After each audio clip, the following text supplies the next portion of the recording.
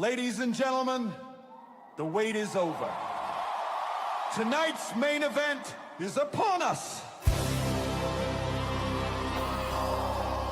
In the red corner, representing the great state of Texas, we have the master of disaster, the king of sting, the picker of fine liquor. It's the one, the only Hack!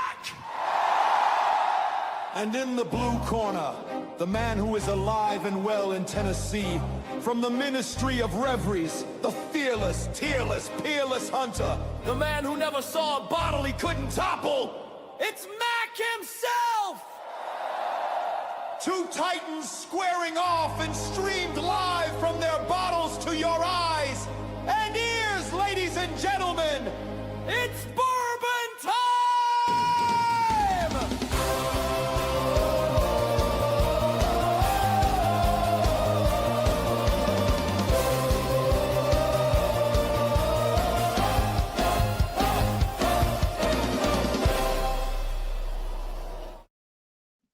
What's up, baby? Oh my gosh, what an intro, man. I like watching you. I like watching you hold your head because you don't know what's coming. I don't know what's coming. Hack does all this stuff, and well, we need to also thank who created. We do. intro. Whiskey Wizard, our friend Devin. If you know, you know. He has the ability to make some cool stuff. So he made that song, and so I turned it into a video. And the original version of that song probably was not stream ready. Yeah, I had to ask for some edits to the first one, but thank you, Devin. That was awesome. That's why I know you were nervous. You're like, did the edits Like, get in? God. Did they not? So yeah. Oh man, but No man, it was talk awesome. about that other stuff. But yeah, so man, hey, it's good to see you, brother. Man, great to see you too, buddy. Yeah, so it's going to be a fun one tonight.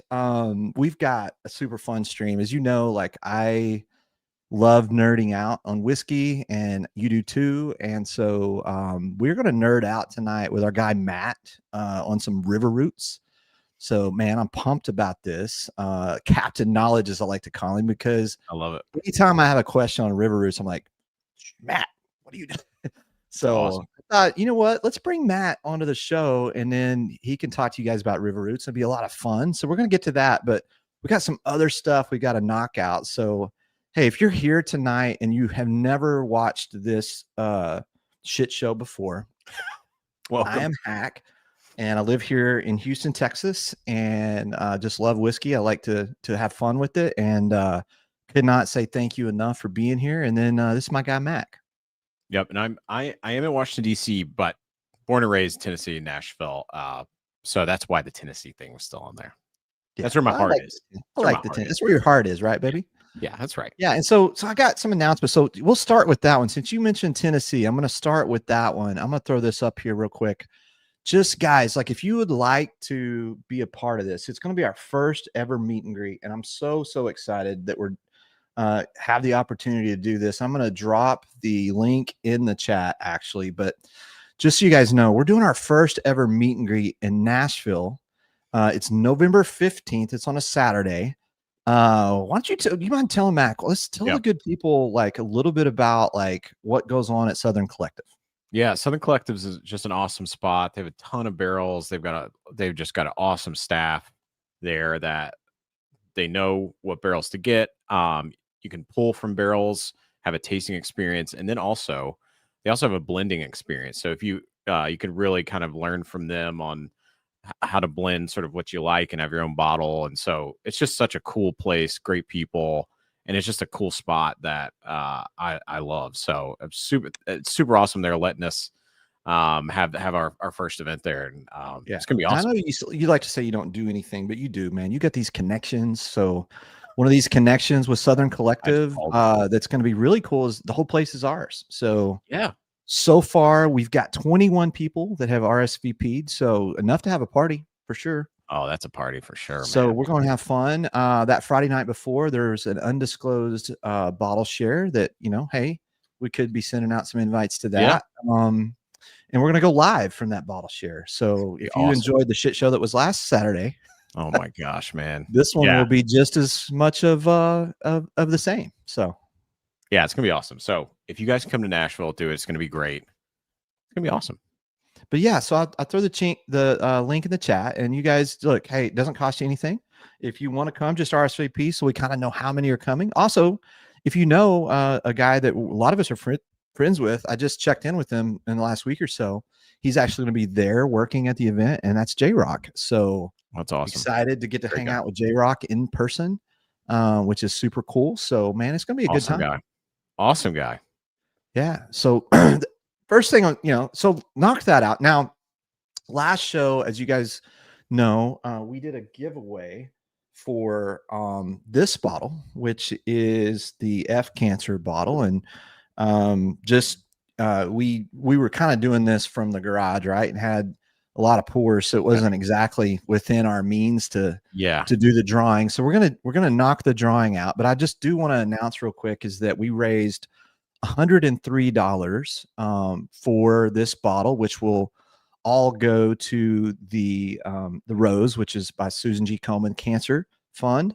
But in addition to that, Mack and I have decided to partner together to match that fund. So I'm just going to show you guys. I like to be super kind of transparent with this stuff.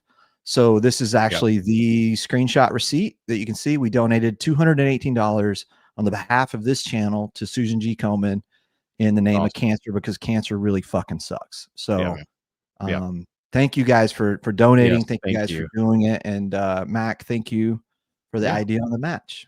Oh man, no, this is awesome. And I mean, this is such a great community, and we've seen this through not only this, but with a number of other streams, how great the whiskey community is. So thanks everyone for doing that. I mean, all of us at some point in our lives have had somebody affected by cancer. And, and so we thought, you know what? So I don't know, we're going to give this bottle away tonight. And so if you were in the stream last week, that you're already in there, no one else can enter. So please, don't do any super chats yet, but we'll have something for that. So I'm going to bring up now, Mac. This is hopefully going to add right here. Let me remove that. Let me add this. Here we go. Awesome. So this is Mac. This is our wheel to spin tonight. I'm going to get over here where I can kind of shuffle it up, Mac, a little bit, but this is going to be, these are all the names. They're entered from last week. So once we kind of pull a name here, I'm going to shuffle. How many times should I shuffle these, Mac? Let's do it 3 times. All right. 1, 2, 3. Let's spin the wheel for the Penelope Cancer bottle. You heard anything about the juice that's in this bottle, Mac? I mean, I'm assuming it's MGP. But, oh yeah, it's got to be, right? But it's probably good if it's MGP. Yeah. You never know. Like I want to make sure, I know part of the original purchase of this bottle goes to cancer, which is great, but we wanted to throw another couple dollars towards cancer. So, Crack Kitty, Dennis, of course. Of course. Any other winner?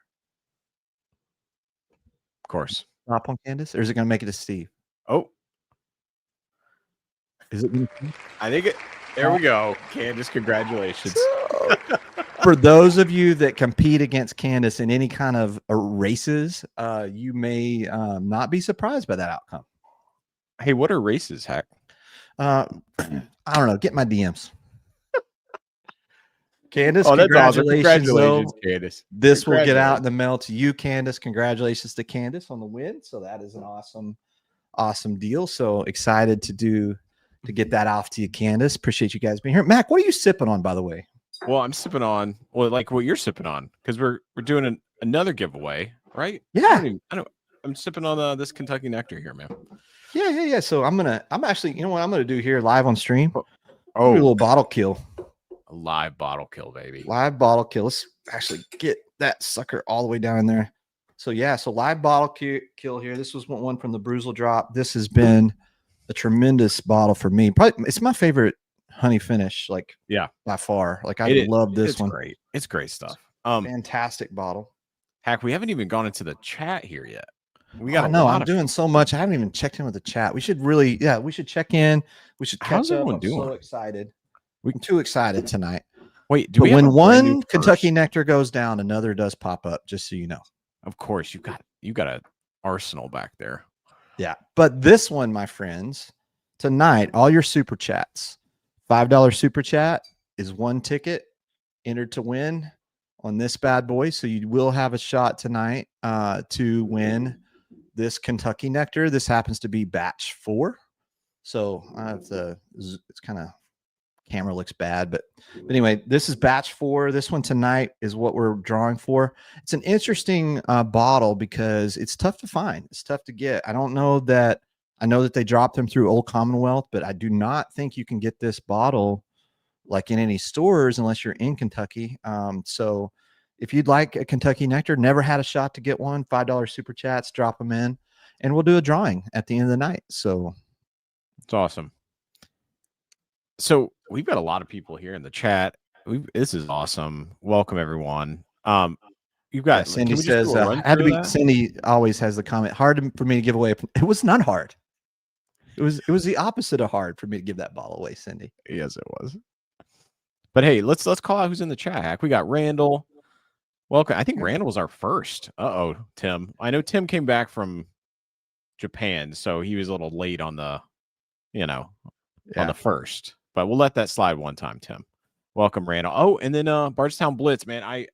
I wanted to be there. I just had some different plans. It sounded like an awesome trip.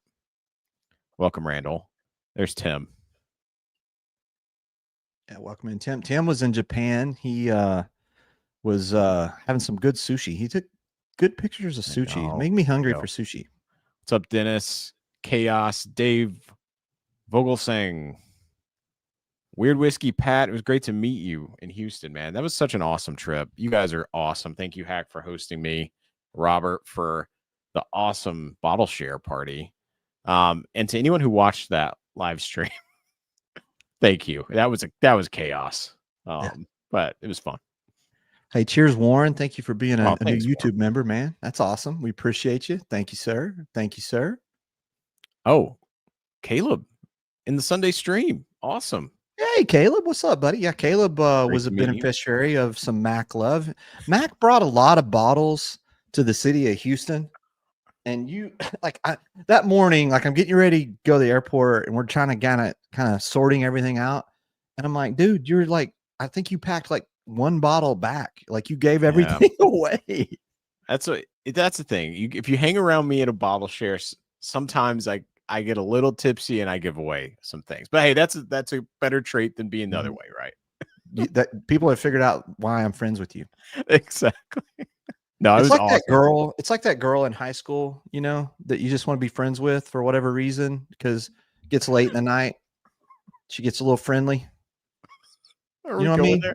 We haven't even gotten to the river roots yet. It's not. No, hold on. I'll hold on. Okay, I'll hold on. I'll hold up. I'll be nice. I'll be nice.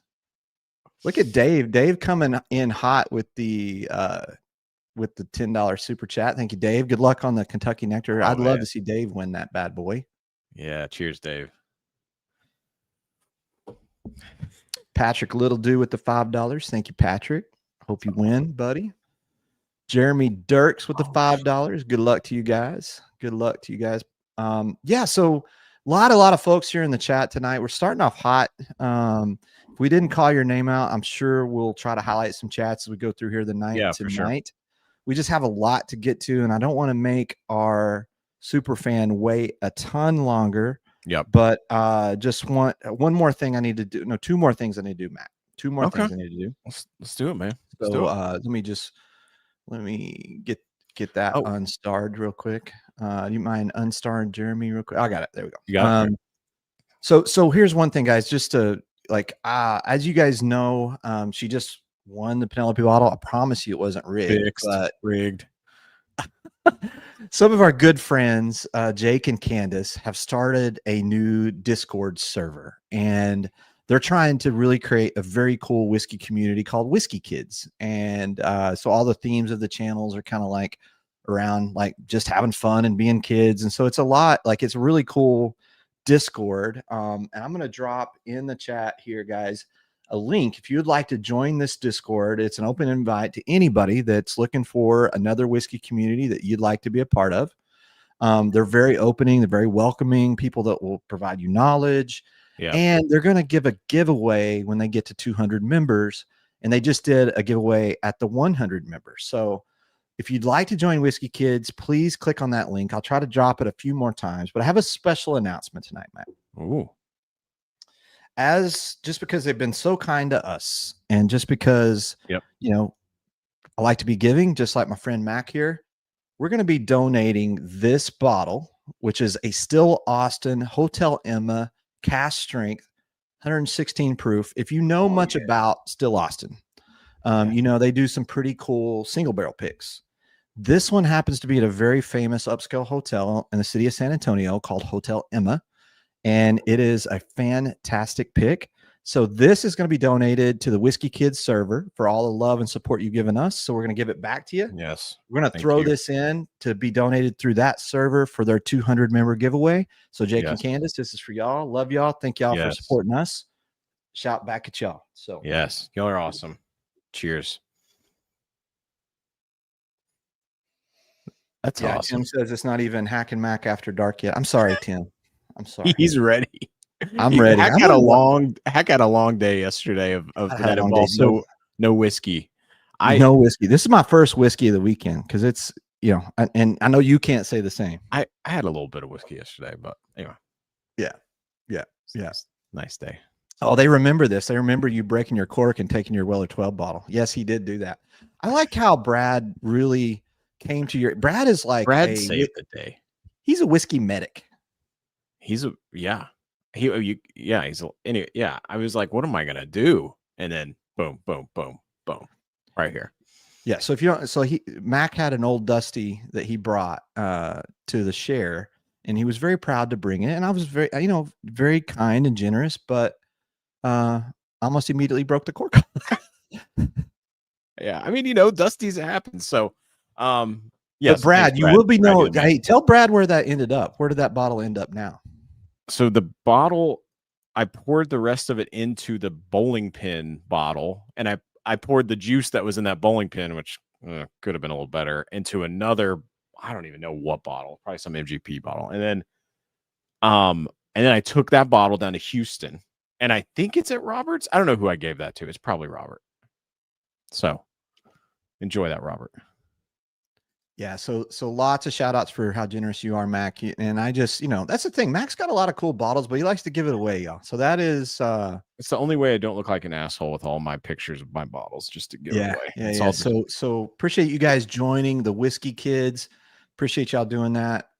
200 members are trying to drive to that. It's a great community. They're going to do some cool stuff. So appreciate you guys joining them.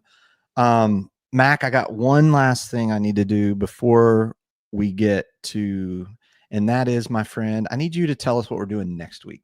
Oh yeah, it's spooky season, y'all. Next weekend is it's the Halloween weekend, right? Am I crazy? Is it Halloween? No, weekend? you're right. Yeah. No, you're right. Okay. So I thought the best way to celebrate that is to go through some of my favorite whiskey, and that's all right up here above my head. That's Reveries. So we're going to be going through a bunch of different Reveries. Talking about what Reveries is, the different sort of a little bit about what's coming, what I like. I've got a lot of them. Hack and I'll taste them. It'll be fun. And I think a bunch of you in the chat probably have some Reveries too. We can talk about what our favorites are. So it's gonna be awesome. Well, like we do these Superfan shows. We're about to get to one now, and we were talking, and I think you're probably the biggest fan.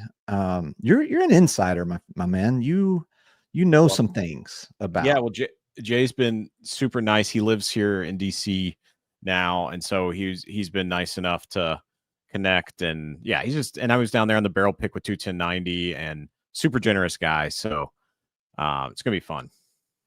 Thanks for the donation, Steve Paul, the $10 super chat. It's dark early this time of year. Yeah, we could get a little. Hey, it's gonna get dark early here tonight, just because the sheer number, guys, of samples we've got to get through, and the proof level of these. Once you see these, we got some serious business to do. The hat will probably end up backwards tonight. Sport mode, baby. Yeah, and then thank you, Georgia CWC. That's a Chattahoochee Club shout out. They just welcomed me over there, and I'm just very grateful to them for giving us another home. And they're in the Discord. We don't yet have our own Discord yet, so those guys are so kind to welcome us in. And I always love hanging out with new whiskey communities and just learning. learning stuff from them. So Chattahoochee's going to donate the next giveaway bottle. Thank you guys. That's freaking awesome. Thank you guys. That's way too kind. I love the whiskey community for those reasons, Mac. Like it's a cool spot, right? Yeah, it's such an awesome spot. I see you, Warren. I see you talking about my Reverie 17 210 pick in there. Not worth drinking, but he's willing to collect bottles from others to save their palates. So Warren's ready to take your 17 if you don't want it. I do love how he calls it the Turkalo too. Turkalo is a great name. I think Turkalo is better than Buff Turkey. I really do. It's like I like that one better. We're changing it.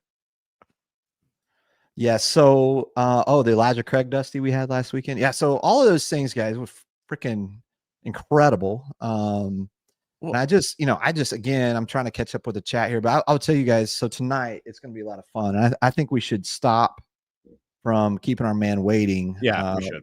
What do you think? Should we get him in here? Yes. All right, let's do this. Let's add the man, the myth, the legend, Captain Knowledge. We call him. What up, Matt? What's up, man? What's going on, guys? What's kicking, man? Oh, living the dream. I hear you. This guy is If you guys could only see my desk right now. What's happening? Thank you, Matt. I'm a little nervous about what we're about to get into here tonight, but it's going to be something. Yeah. So Matt, we appreciate you being here. And just so you don't know, so everybody knows too, like this is important. Everybody sees this. Like this guy is Captain Knowledge, right? So like, I mean, and he is that buff, like 100%. So like this, I had to buff this down. Right?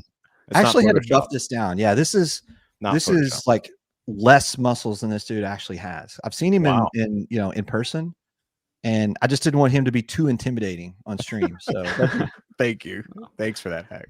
So yeah, we got you, Matt. We got you back. So Matt is the guy, just so you guys know, and this is kind of what led up to this, is that, I've heard a lot about River Roots, right? And the buzz that's around them, and I didn't know much about them. And so like, man, when I don't know much about, I'm like, I try to seek out people that are experts, people that, and we're kind of whiskey nerds. Like I like to get into what the barrel codes mean. I get in like what are the mash bills like, and my guy here, Matt, he tends to have a lot of that information. So I was like, I reached out to him, and I was dancing around with a few of these picks. I picked up a couple in Florida, and while I was in Florida, I'm probably driving Matt crazy, but I'm in his DMs like, hey, tell me what these are. Tell me what these barrel codes are. And as I'm sampling, they tasted pretty good. And so he's feeding me information to help me. And so thank you, Matt, so much. And I was like, you know what?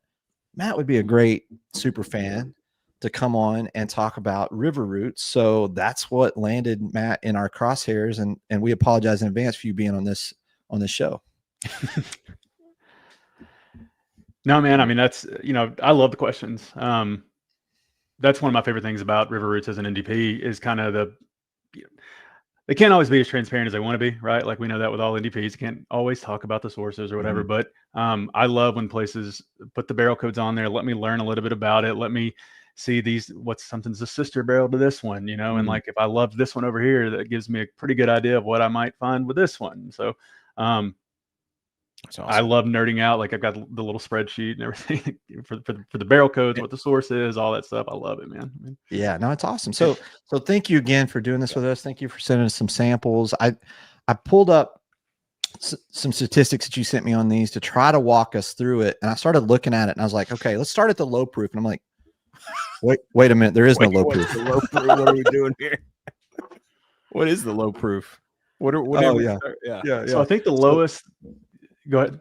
No, it's okay. I'll show the good people, Matt. This is what we've got going on here, and this is actually right here. The lowest we've got is 105. Okay, well that's a nice proof. That's a nice proof, but then look what happens after that, my friend. Oh God. So yeah, so before we get into that though, let's do this real quick. Let's just, before we crack our first River Roots, tell me like what was it about River Roots that kind of pulled you in from the get-go, Matt? Like why River Roots for you?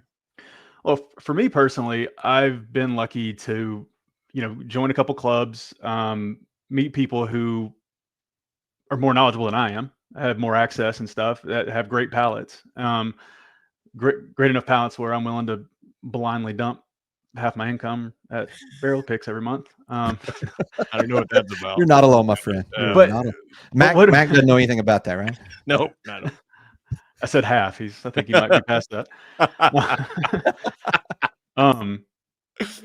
But what I've liked about River Roots too, and I mean, and you see this with other NDPs, right? Like, I mean, I'm local to Short Barrel, big fan of those guys too, stuff. But they're sourcing from all over, and everybody's kind of, I guess, speaking from someone who has no experience with the business side of running an NDP, you're at the mercy of what you can find from these brokers. I mean, and all these different NDPs are buying from the same brokers. I mean, how much 10-year Beam has hit different labels in the last few months, how much 13-year and 18-year Barton, right? Like it's very cyclical, and everybody's dropping the same stuff. But River Roots really like has a just wide spectrum of stuff that's available.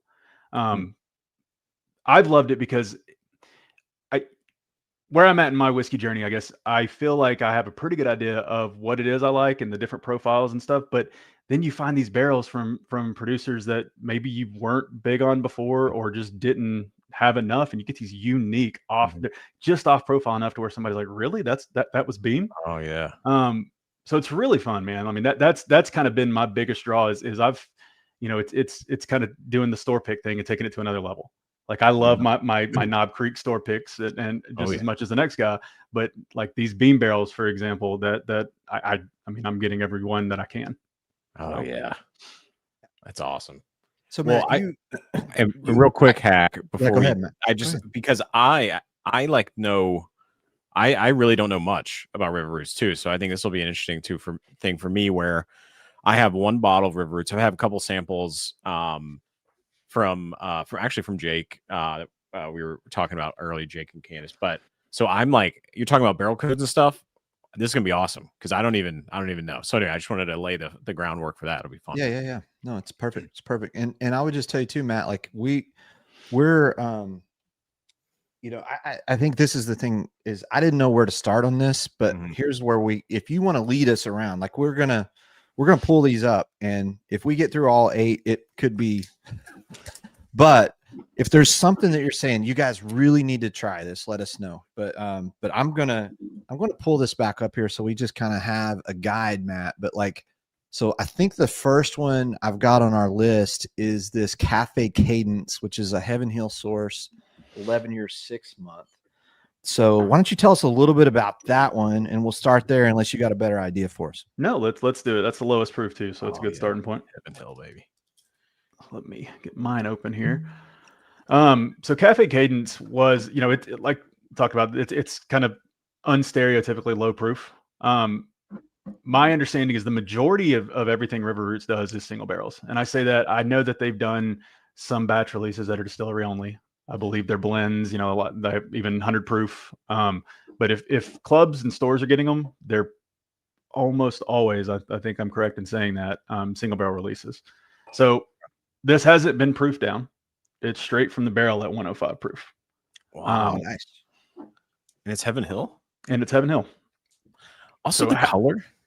Sorry, what? Sorry. No, I was going to say, a lot of times the mash bills will be different. The Beam, for example, in the lineup and stuff, it's an experimental mash bill. It's not quite your Knob Creek mash bill and your Bookers and stuff. So the Heaven Hill looks like the standard Heaven Hill, or one of the 7 standard Heaven Hill mash bills to me, but I could be wrong there. Don't really know the story behind what got it to such a low proof. If compared to everything else, if they just had these bottles, these barrels buried in the bottom of the rick house and underground, or what was going on with it. But it's a super low proof for the age on it. And it's so light. It looks like a light whiskey. I don't like, to me. Yeah. I was shocked at the color. Yeah, it is. The nose is super sweet on this though. Yeah, it's got a really nice, sweet, inviting nose. So this one was a Drums and Drams pick. It got its name because he said it reminded him of kind of that patisserie style, like French pastry shop. Okay, sweet notes, but it's very soft. So Cafe Cadence, not to be confused with Cafe Candace, a little different. just making sure everybody following the vocabulary there. Oh, what? Jake's viewing from Osaka. Welcome, Jake. Oh, that's nice. That's nice. Oh yeah. Wow. So you get a lot of those, the pastry notes, a little bit of, I don't know if it's like a strawberry, some sort of like red fruit late on the end, something to kind of, it really does remind me of like a pastry topping. Yeah. Yeah, I was thinking like a golly, what is that? It's like a oh man, you ever had those like those little not like a strawberry shortcake, but like the raspberry tort kind of thing? Like it's kind of like that. That's a good way to describe it. And you know what? The flavor on it is really on the back half of the palate. It's very, like it's kind of mild, and then the finish at 105 is not strong, but that's where all the flavor comes in on the back half. It's really interesting. It's also very viscous for the proof, which is really cool. And that's what I like of the, like when you find those low proof cast strength stuff, the viscosity is cool. This is a really cool. Is it on? So it is slightly over, like it is off profile to me from what, but at the finish, I'm like, no, this is right on profile for a finish to me, from them. But I don't know. What do you think on that? You can disagree.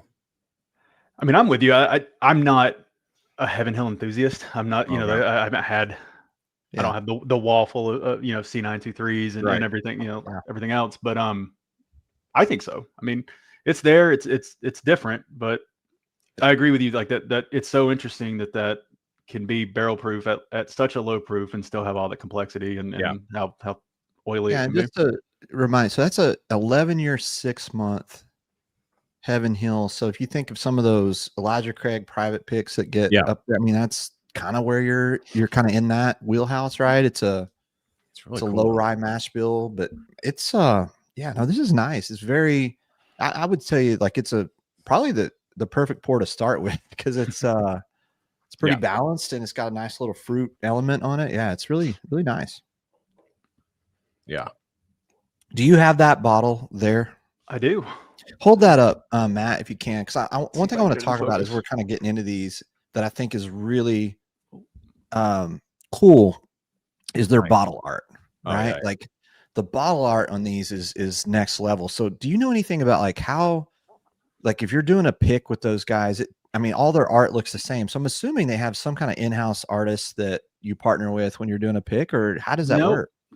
We've definitely done the labels ourselves in my groups. Oh, wow. Really? So of course there's an approval type process where it depends on how big of an envelope they want to push on certain things, if they're going to go after Disney characters, stuff like that. But no, it's really, I mean, they give you pretty good free reign over it. They're even allowing groups who have done like higher tier groups, I guess, when you've done more picks, custom waxes and different things to play around with too, kind of unlocking the door there. So yeah, they're really great at their bottle art and how they, the picks, because a lot of times if you just slap a tater sticker on the back, it can kind of look goofy, but the way they incorporate it into the label, to me, I don't know, I'm into the marketing side stuff because that's part of like what I do in real life. Like I run commercial strategy. And so like, I love how they tie the labeling marketing all together. It's really, I don't know. I think it helps push your brand forward. It really does. Yeah, they let you have a lot of fun. Like most of the bottles you see are the AI art, and I know that's kind of a divided stance on a lot of that stuff today. And it completely, I get it. I don't want to see artists, getting put out of jobs or anything like that. But on the other hand, in defense of it, you've got groups of whiskey nerds who, if you weren't getting AI art, you were just going to have this basic white label with the club name on it or something, because nobody's creative, nobody's coming up with cool stuff. So so it is fun though. It's like cool. It's half the fun in having the bottles is the wax and the artwork. So right here, Anthony Peters says he says his favorite River Roots is a 7-year Kentucky bourbon finished 7 years in port cast that was hazmat. Second best set of whiskeys he's ever had in his life, except the 4th release, which was a huge L.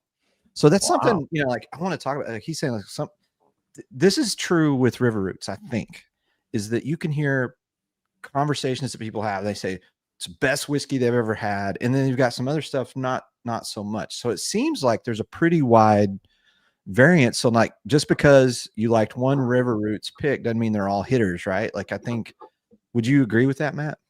Yeah. I've got a good example I have is, and we'll try one of these here in a bit. It's a Green River experimental mash bill rye. Nothing like any other rye I've ever had. And I have 3 barrels from that same lot. So 3 different picks, 3 barrels from that same lot of barrels. And so and I said earlier, once you've had one, you're like, oh, I like this. You kind of go into it thinking, well, this will probably be similar, and they're similar, but the differences are crazy, right? Like and again, as the nerd in me loves that, because I love just the nuance, like finding the little details that could be different between those barrels. But then some are almost off-putting, right? Like it depends on like on those ryes, one of them had like super citrus, where the other one was called sweet heat, and it was literally like a sweet and spicy, like a lot more spice on it. So that's the fun part to me. But I also, if it's not to your palate, then definitely could come across as a dud. Yeah. So let's keep moving here because we got a lot of samples. Yeah. So how about, should we do Oak Busters next? Let's do Oak Busters. That'll get us into the beam. Yeah, because yes. love me some Jim Beam. 11-year beam, baby. Okay. Yeah, talk to us a little bit about Oak Busters. What do you know about this one, Matt? So Oak Busters was done by I call it my local club. The guys running the club are local to me, although we've got people from all over the place in the group. It's from their lot of barrels that were, so it's Jim Beam, but it's American whiskey. It's double oaked American whiskey. What they spent the first 3 years in. Let's see. I always mix this up. First 8 years were spent in used oak. Okay. Oh, And so went into used oak first, and then spent 3 years in new oak on this one. So this one's actually an 11-year. I've got some other ones from this lot that are a little bit younger. whoa. Okay, I was nosing this whiskey and not paying attention. This happens a lot, and so I apologize. But can you just say that one more time? Yep, 8 About the years in a year? used barrel. Okay. And it goes and then spent 3 years in new oak. Do you know if it's ex bourbon or is it like was probably ex bourbon? Do we know? Or That I'm not sure about. Yeah, okay. And probably. That's okay. That's it. wow. Definitely isn't some. Wasn't like a crazy type Yeah. of barrel that would impart some kind of a weird finish or anything. But it's not bourbon. Thank you, Matt, for the $5. We appreciate you, Matt Maynard. Thank you. Oh, Hey, Matt, you were saying earlier you're part of this local group. Are you okay with like what's the name of your local group? Yeah, it's the collection. Oh, okay. Yeah. You're in there. I'm in there. Acts like what is it? Yeah. I just didn't make the connection that I'm old and slow. Sorry, Matt. But yeah, the collection, they do some amazing picks, incredible stuff. Yeah, the guys running that club, have great palates and good access as well. So the access part, you got to be able to try the barrels in front of you to pick the good ones. But I think I'm definitely. I was hesitant on some of the River Root stuff, but I'm the next one they drop, I'm all over it. But so this one, to me, what are you getting on the nose there, Mac? You mind walking us through what you're getting on this? Mac or Matt? Mac, sorry.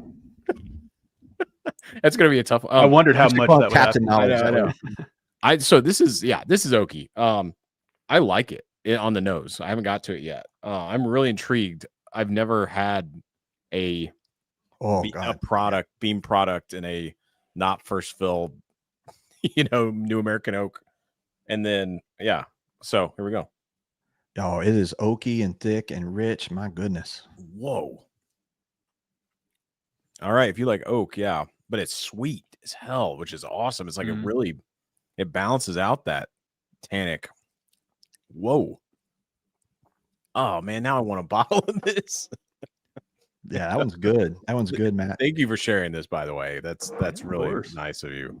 Man, this one actually just dropped it within the last couple of weeks, so it's still, this one's new. So this one's a newer one. Yep. Okay. Yeah. Do you have that bottle there to hold up for the people? Yeah. Also, Hack, did you see what happened in our chat here from Candace? No, I missed it. I'm sorry. I was locked into this. Sweet. Let me turn this. Oh, it's all good. To spare you guys from just the boring blinds in the background, but I can. Oh, that's better right there. Oh, there we go. There's nothing that's stay back there in the closet, but get a better look at the label. Oh yeah, nice. I love that label. That's nice. Nice. So the theme that they've tried to go with, like a lot of the labels incorporate dogs from different people in the group and stuff. So it kind of just spins it off from that. Gotcha. It's our Oak Busters. Oh, I just see this from Candace. Candace, that's way too generous. Oh, that's Jake. Oh, Jake. Candace. Oh, on behalf of okay. Thank you, Jake. That's so nice. You guys, Jake. That's man. This is the generosity in the whiskey community is just freaking incredible. Thank you, Jake. Like that's awesome. It's awesome. Thank you, Jake. Thank you. So Yeah, the Oak Busters to me, like I don't know how hard is it to find a product that's a Jim Beam double oak or a Knob Creek Well, double oak, right? but it's not even double. It's even more than double oak because it was put in a non. It's not a new American oak. You know, it was Right. put in a.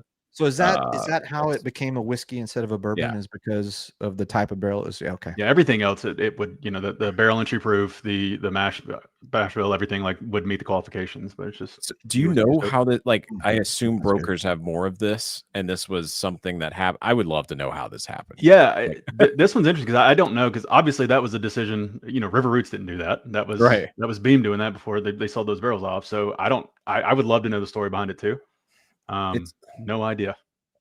And the only That's place I've crazy. seen it confirmed is from River Roots. I haven't seen anybody else putting it out, but you know, I don't know that you would know unless somebody's putting out showing you the mash bill and telling you that it's a double oak whiskey. You know, it's got to be marketed in such a specific way. Yeah. And on second sip, this gets more of the oak comes, and it gets a little drying, and then I get like a anise too, which is okay, but then it gets sweet again. It's like this would be such a great like winter by the fire dessert sort of like bold whiskey. Super cool. It does remind me a little bit of B525 in a way, like a little bit. It reminds me of that. Not as caramel, not as sweet, but it does kind of play around with that a little bit, like the B525. Yeah, it's like a reverse double oak. There you go. All right, we'll keep moving. We're gonna keep moving, Matt. Let's do All right. it. So next up is this. Oh, we about to get serious. Yes, Matt. I'm excited about this one. Matt, we about to get serious.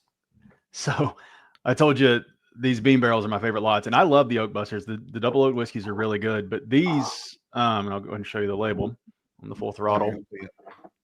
These are what if cool. every bottle of Booker's was like this, I'd buy every single release they did without question. Yeah. I mean, it's 134 proof, 10.5-year-old. This is Jim Beam as you know it. And it's crazy because it's the same mash bill, right? Like it is that same experimental mash bill. Of course, bourbon. So went and follow that process. But I mean, it is, if you're averse to Beam, you won't like this at all. But this is, I mean, straight peanut butter to me. Ooh. Can you put the specs back up, Matt? Matt's talking dirty to me, Mac. I know. You hear that? What are the specs again? Can I see pull those? her up? Yeah, we'll pull her up. We're getting close to Has here. Getting there. Oh man, this one's 134. 134 proof. So basically, you've got 10-year-old. Hey, your buddy Bourbon Bill that was looking. I know for Bourbon Bill. I'm looking, but Bourbon Bill, if you would love. I mean, I haven't had this yet, but if you're in the chat, so hey, and Bourbon Bill, stay off my man. Quit texting him so early in the morning looking for Knob Creek 10-year picks. I got you, that's Bourbon my Bill. man. You know what I mean? Like Bourbon Bill. You know what you're doing, Bourbon Bill. You know what you're doing. All right, so this nose. Oh yeah, I mean it's like Beam steroid Beam, like trend Beam. This is like, oh, okay. Oh damn. Oh damn. Oh man. See, when you taste these and you're like, man, because you just want one, but it's wow.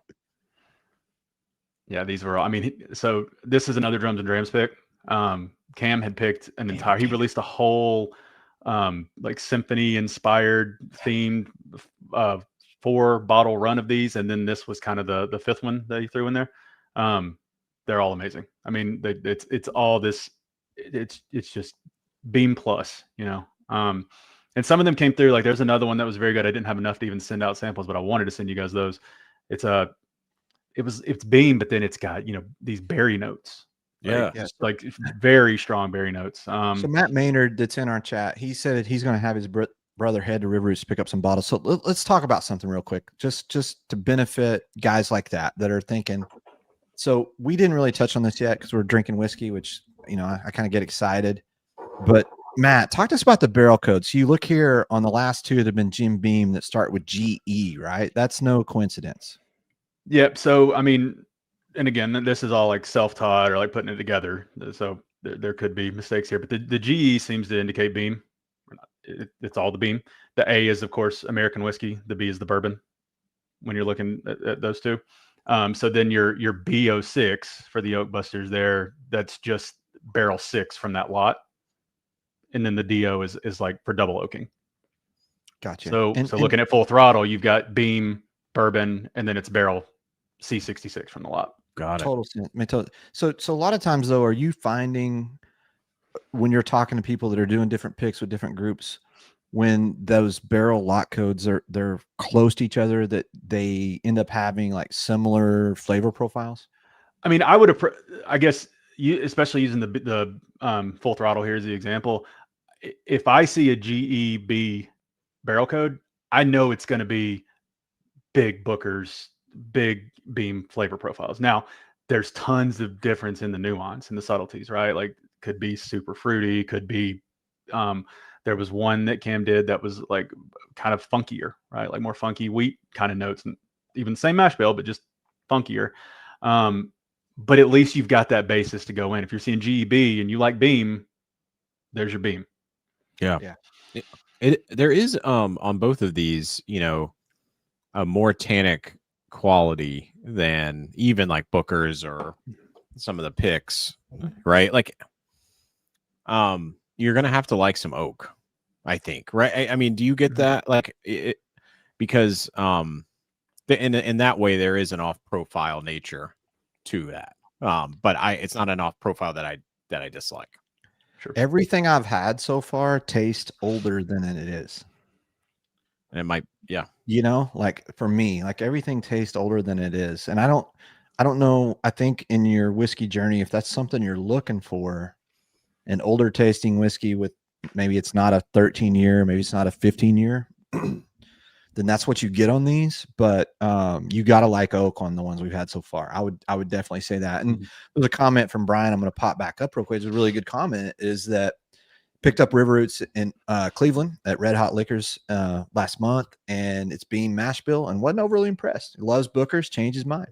You know, that's why. I mean, I'm telling you, I am always on these store picks, no matter who it is, really. And River Roots too. It's like try before you buy, you know, and I don't know, I don't know if they let you do that in Cleveland. I don't know, but that is where a whiskey community and friends comes in huge, to have somebody send you some samples. You try different ones and you find out like, hey, I really like this, or I don't like this, because committing, to something sight unseen, especially on these single barrels, right? It could be, hit or miss. Pushing the community aspect of this whole thing, a lot too, is that's one of the things that's been really neat to me to see is, I of course have faith in the guys picking the bottles for my groups and their palates, but they've tried through a lot of these. So yeah. What's funny is, you'll see a barrel code pop up at a store announcing a new pick, and they're like, yeah, it's good, but we tried it and we turned it down. And then, so if you trust their palate, you know why they turned it down. And I mean, there's no way to know any of that without the community piece of it, but it's a lot of people trying the same barrels, before things are getting picked. And like, that's a good point too, of like with Cam and like Drums and Drams, like you trust him, right? You watch him, you listen to him talk about whiskey, and then you trust his picks. Like I think Marty, from Whiskey Knows was talking about that, did a video on find who you like, find the palettes that you, at least, if you mesh with that palette, that's great. But if you don't, you can at least understand the things you're different, that you may not like the same things, but you can kind of find out what you like. And so if you don't have that community, you can't taste it before, right? If you trust the person, I think that's a big deal. Yeah. Yep. And it's learning what that, like you said, what that person likes and doesn't like. I mean, Cam will push things all the time that he's like, this is great. I'm like, that sounds terrible to me. And I know if he likes that note on that one, I won't, right. I'll probably pass on that bottle. Yeah. I mean, I think everything we've had, you'd have to be an oak fan. I just do. I mean, I don't think if you don't like an oak impact, you're not going to like these. I mean, that's where I'm at on them. And there's a great beam sweetness, nutty, which is great too. Yeah. I have a feeling Matt didn't send us any crappy picks. I just had this. There's one on here that for me, Ooh, I want to know what you guys think about it, but I'll tell you right now, it is not a pour for me. So okay. So this last one is a has. Should we do this one or not? That's the question. Should we wait or should we do this one? Well, I know we're gonna. So just so you know, like, and for everybody watching in the stream, We've got these 4, and we got 4 more. The other 4, you've got 2 rye, 128, 129 proof. You've got a light whiskey that's another has, and you've got an American malt whiskey that's a 148 proof. So, Yeah. All right. Hey, let us know in the chat. Like I don't know. You're looking at these that you see we got left. We got 5 left. Do you want us to do them all? Do you want us to do them all? I mean, because like, look, I'm not Mac. Don't challenge me.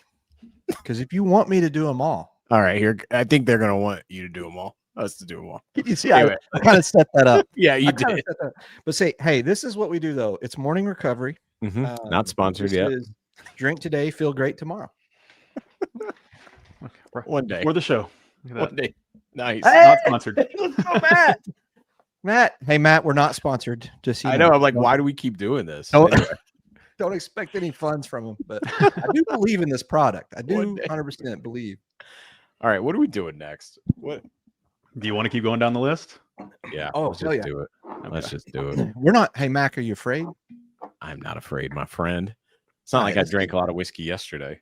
I know. Let's get it. All right, so let's do Spiritus Draconis. You know, for Harry Potter fan, maybe. Sounds like it. Maybe. Sounds like it. We definitely have a Harry Potter reference on the next sheet. Oh, okay. Okay. So this one is Barton Juice, 13-year, 140, almost 144 proof. I typically only go for like the Barton that's around 18-year, but you know what? I'll try a 13-year. Oh, Mister, they might win you over. Whiskey, Mister. I'm not. I'm not heading near the 18-year Barton that I've heard you've had, but I have not bought a single barrel. Nobody has. Matt, do not feel bad. No one has that amount of 18-year Barton. Nobody. No. These 13s are killer, man, for the price point too. I mean, because the 18-year stuff's pricey, right? Like those barrels have changed hands a few times. Like that's the nature of the beast with that bottle, just like the Buff Turkey and stuff was. But the 13s are a little more palatable of a price point. Still expensive, but to me, punched way above their weight. So yeah, color on this one is really that's an awesome label. Oh, that's so cool. That's it. Oh, this nose is awesome. Yes. Mac drinks. Yep. Shocked. By the sacrifice. That's the best nose of anything we've had so far. I do it for you, Cindy. All right. Wow. Man, I get that deep, dark cherry, Luxardo cherry, syrupy molasses. Yeah. Oh, this one's screaming. Sorghum. This one's going hack. Oh. Wait, what is it doing? It's going hack. Take me. Oh my God. Take me to bed and lose me forever. Dangerously close to the after dark. Yeah, I think we're getting there. We're 7 minutes. You hear it? You hear it? Oh, I hear it. Yeah. Oh my God. I'll be right there, baby. Okay. What's up, Eric? Welcome, man. Sorry for those that are just joining. Matt, the intern says hi. What's up, tell Cole? you that? Yep. Oh yeah. Boy, that doesn't drink 144. Oh, but it'll put you to sleep. That is if you're not careful with these. Oh wow. That is not drink. That drinks like 130, 128. Yeah. Boy, that drink's way under that proof. This is the bottle that I was waiting to come in before I ship those out to you guys. Like, because it was on the way, so I was like, I got to get this one to get on. Okay, so this wasn't the shitty one. I'm glad because I really like this one. Oh man, this one's great, Matt. This one's fantastic. So, who picked this one? Where did it come from? This was another one of Cam's. So drums and drams. Okay, man, Cam. All right. This is getting into like the best parts of like that older Barton, which is that you start getting that cherry. I'm getting that here, but you get like Carol, like deep, like just sort of like brulee thing too, like and it's super viscous. Oh, yeah, this might be my favorite one so far. What proof is that Calumet 18? It's like 117 or something. Like yeah, this has got a lot of that Calumet 18, but it's like a big daddy. You know, like it's like. If Calumet 18 put its big boy pants on. Which, Matt, did River Roots do did they have some of those 18-year Barton? Yep. Okay. And I haven't, so I've had samples. I haven't purchased a bottle. I just can't swallow the price I know. tag yet. Cam's actually dropping one tomorrow. A pick that he did. So and they're pricey. I mean, like it's pricey across the market. River Roots is no exception to that.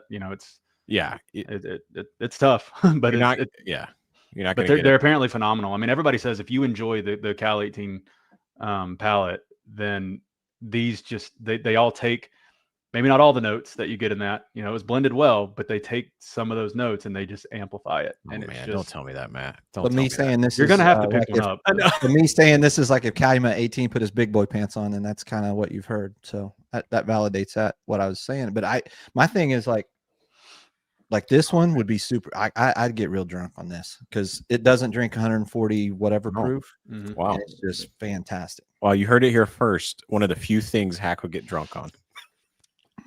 You know, I'm not afraid of a challenge.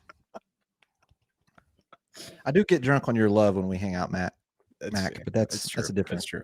That's true. different. Oh man, Yeah. this was Matt this says was that incredible. pro flavor Popeye screaming. Yeah, Matt. This one, Matt Maynard. If you guys can keep a little bit of that one, like in your sample bottles, and don't finish it, I just got another 13-year Barton in the mail yesterday that Oh, the wow. group picked. Ooh. Now it's under Augusta, it's not River Roots, but Mm. I'll send you a sample of that so you can compare it. Oh, Mac, you just got an Augusta. It wasn't a 13-year though. You got a 10-year. That's a 10-year. Yeah. Yeah. We did a 10 and a 13. Got them both in yesterday. I haven't even cracked them yet. So Oh, Yeah, nice. man, that one's. Great. I'm loving it. Hack, is this your? Do you like this one best, or Mhm. do you like the last? Do you like the Beam one? I think this one, even though like all the other ones are very oak forward, this one is not oak forward. Oak is there, It's there, yeah. but it's not oak forward. I think I love the fact that it's proofy because it makes it more intense on the flavor notes, like a deep molasses Luxardo cherry thing going on. There's one more note in here I need to kind of figure out.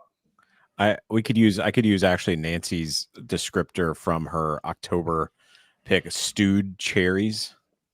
That's like I stole that from Nancy. Yeah, it's a deeper, dark, rich cherry. Like it's so good.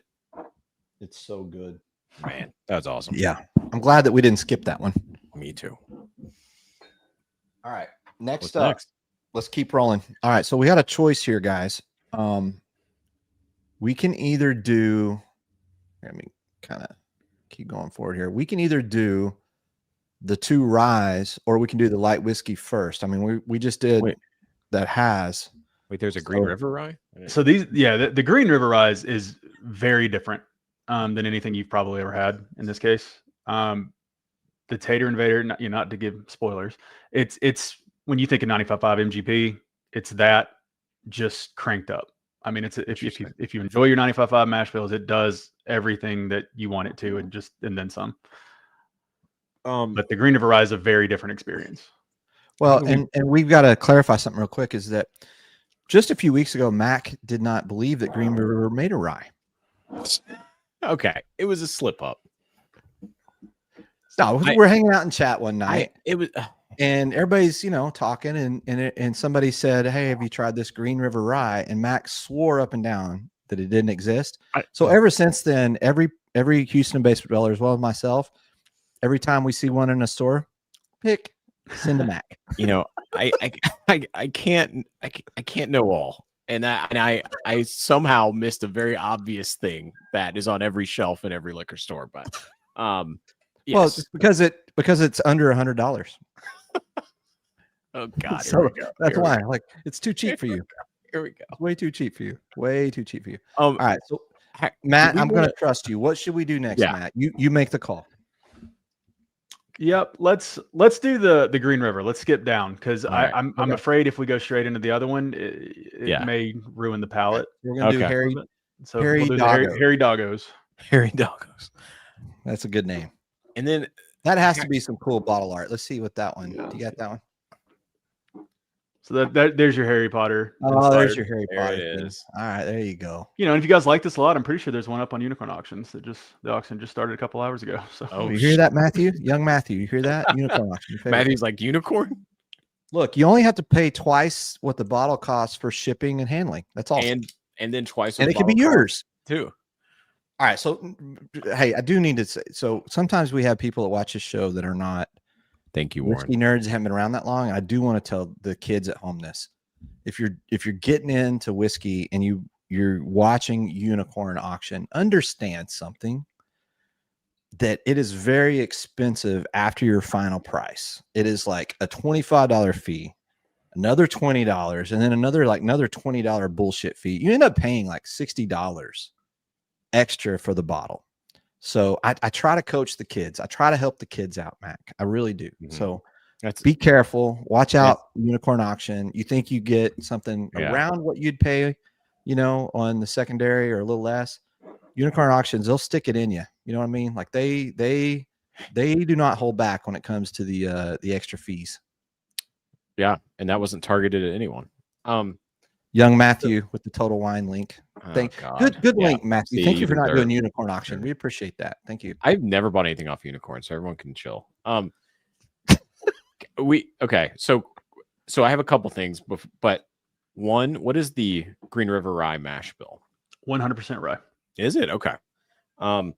I also, my only River Roots I have is a rye, and at some point I would like to ask you, Matt, about that, but I know, Hack, if you wanted maybe me to wait on that or what after we do that. No, go ahead. No, let's roll. But actually, why don't let's roll through this, Matt, and then I'll ask you my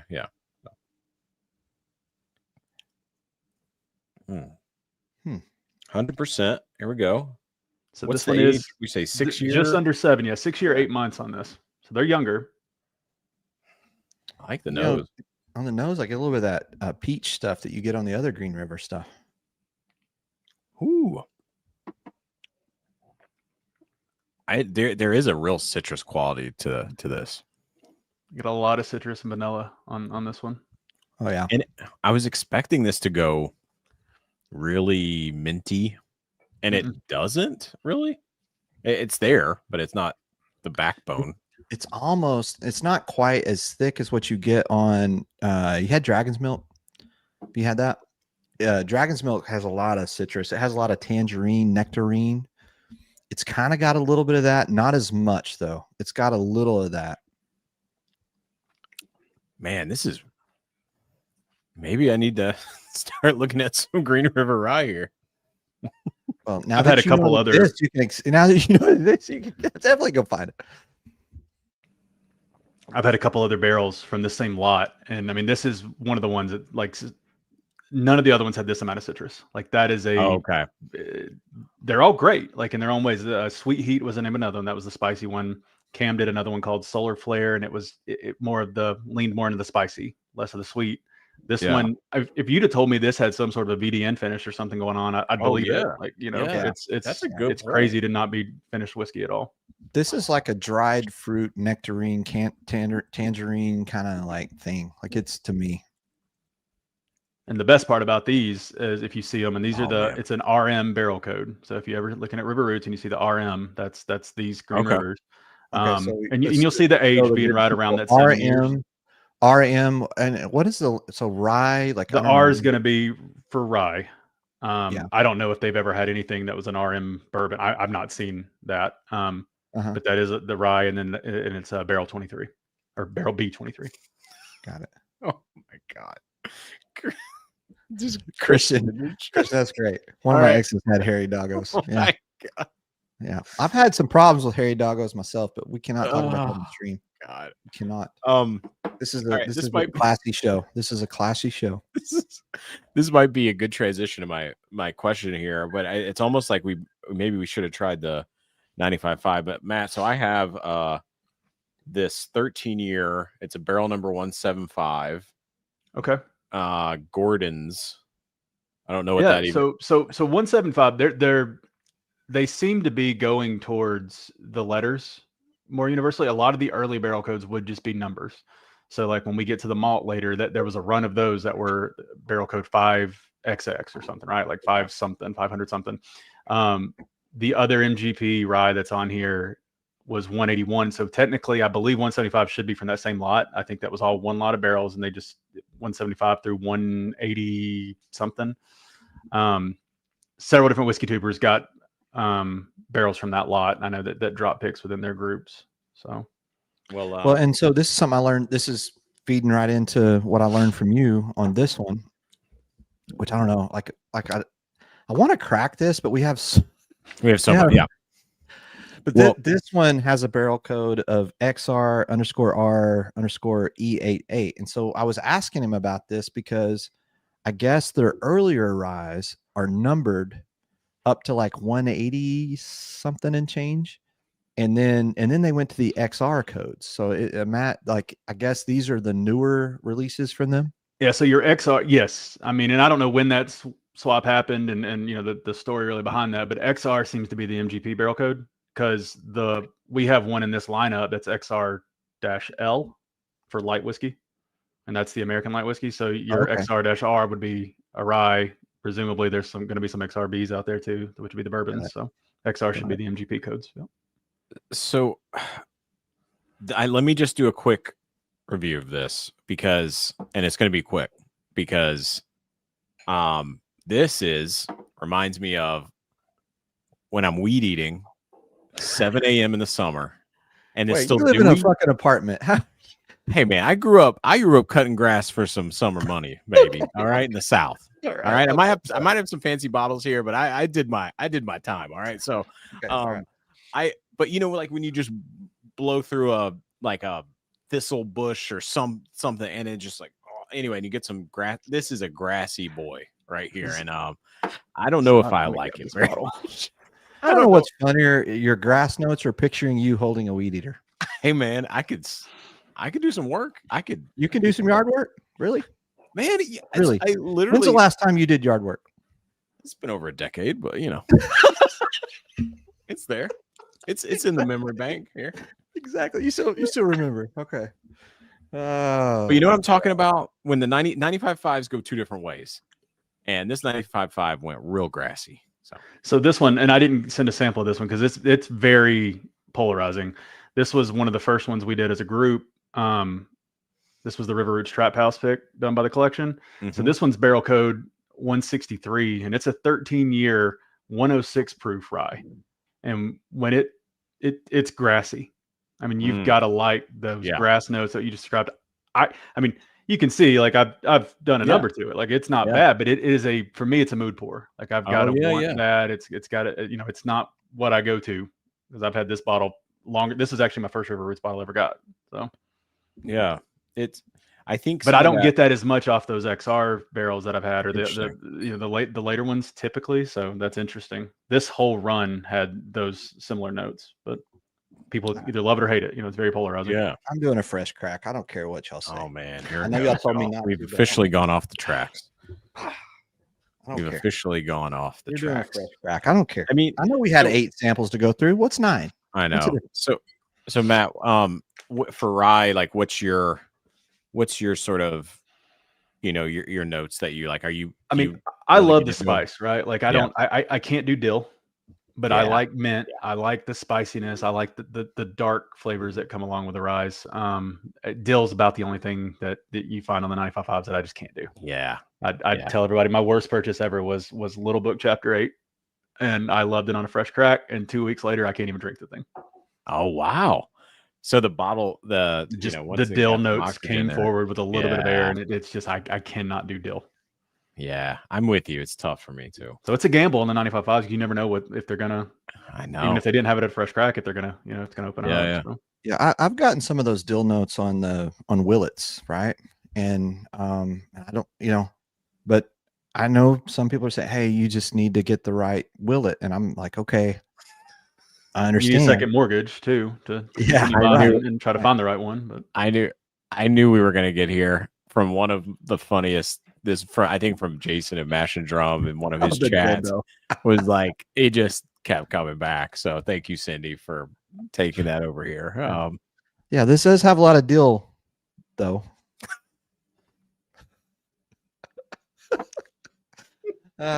Sorry, Matt. Matt, we've drug you into the abyss. We don't deserve this. I apologize. Matt's a classy guy. What's going on? Yes. Like, so Captain Knowledge, like you just, like I'm sorry, Captain Knowledge. We apologize to you officially.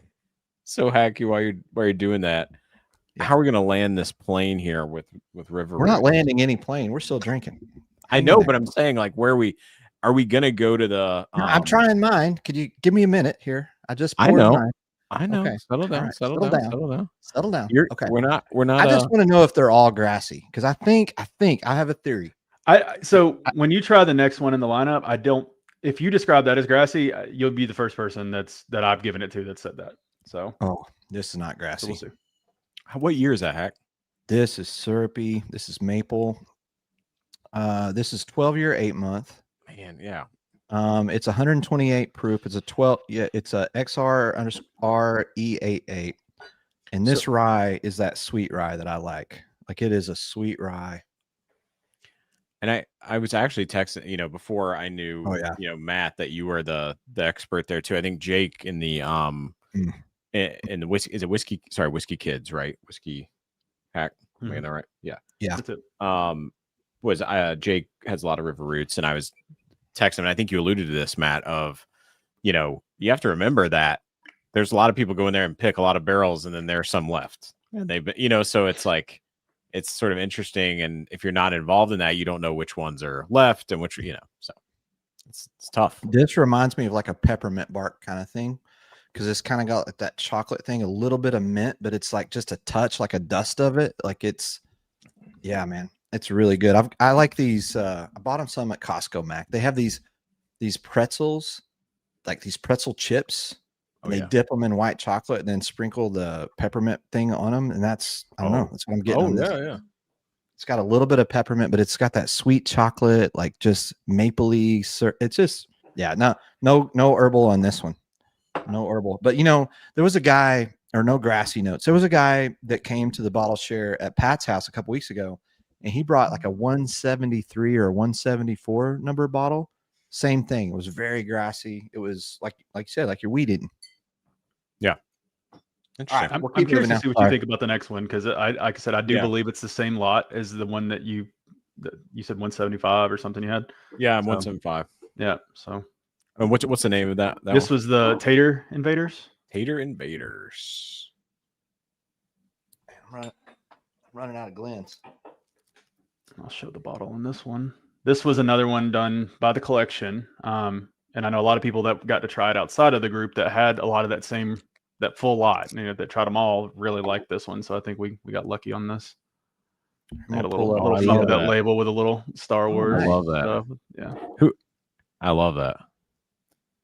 As we're digging into this chat, where are you on Rise? Like, are you buying Rise? Are you 95.5? Are you going all in? Are you Scuba Dan says like those special Rise from Jack Daniels. That's a very good comparison. Those are, I mean, that's a very good comparison on that last rye I had for sure.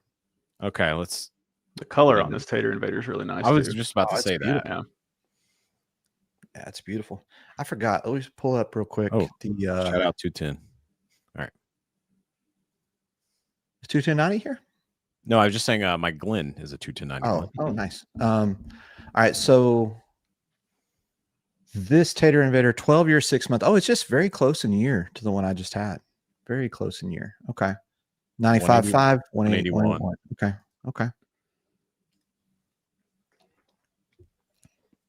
Oh, yeah.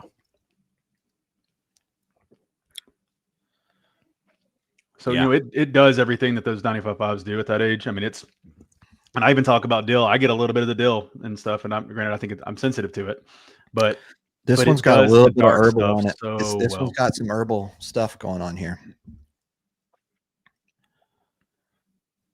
But it's got that nice, deep, dark, like caramelized sugar thing happening, like brown sugar, that sweet thing. It kind of gets more to that.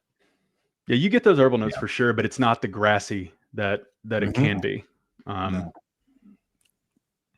This one reminds me of a Willet a little bit. It reminds me of a Willet, I don't know, like of some of the Willets I've had.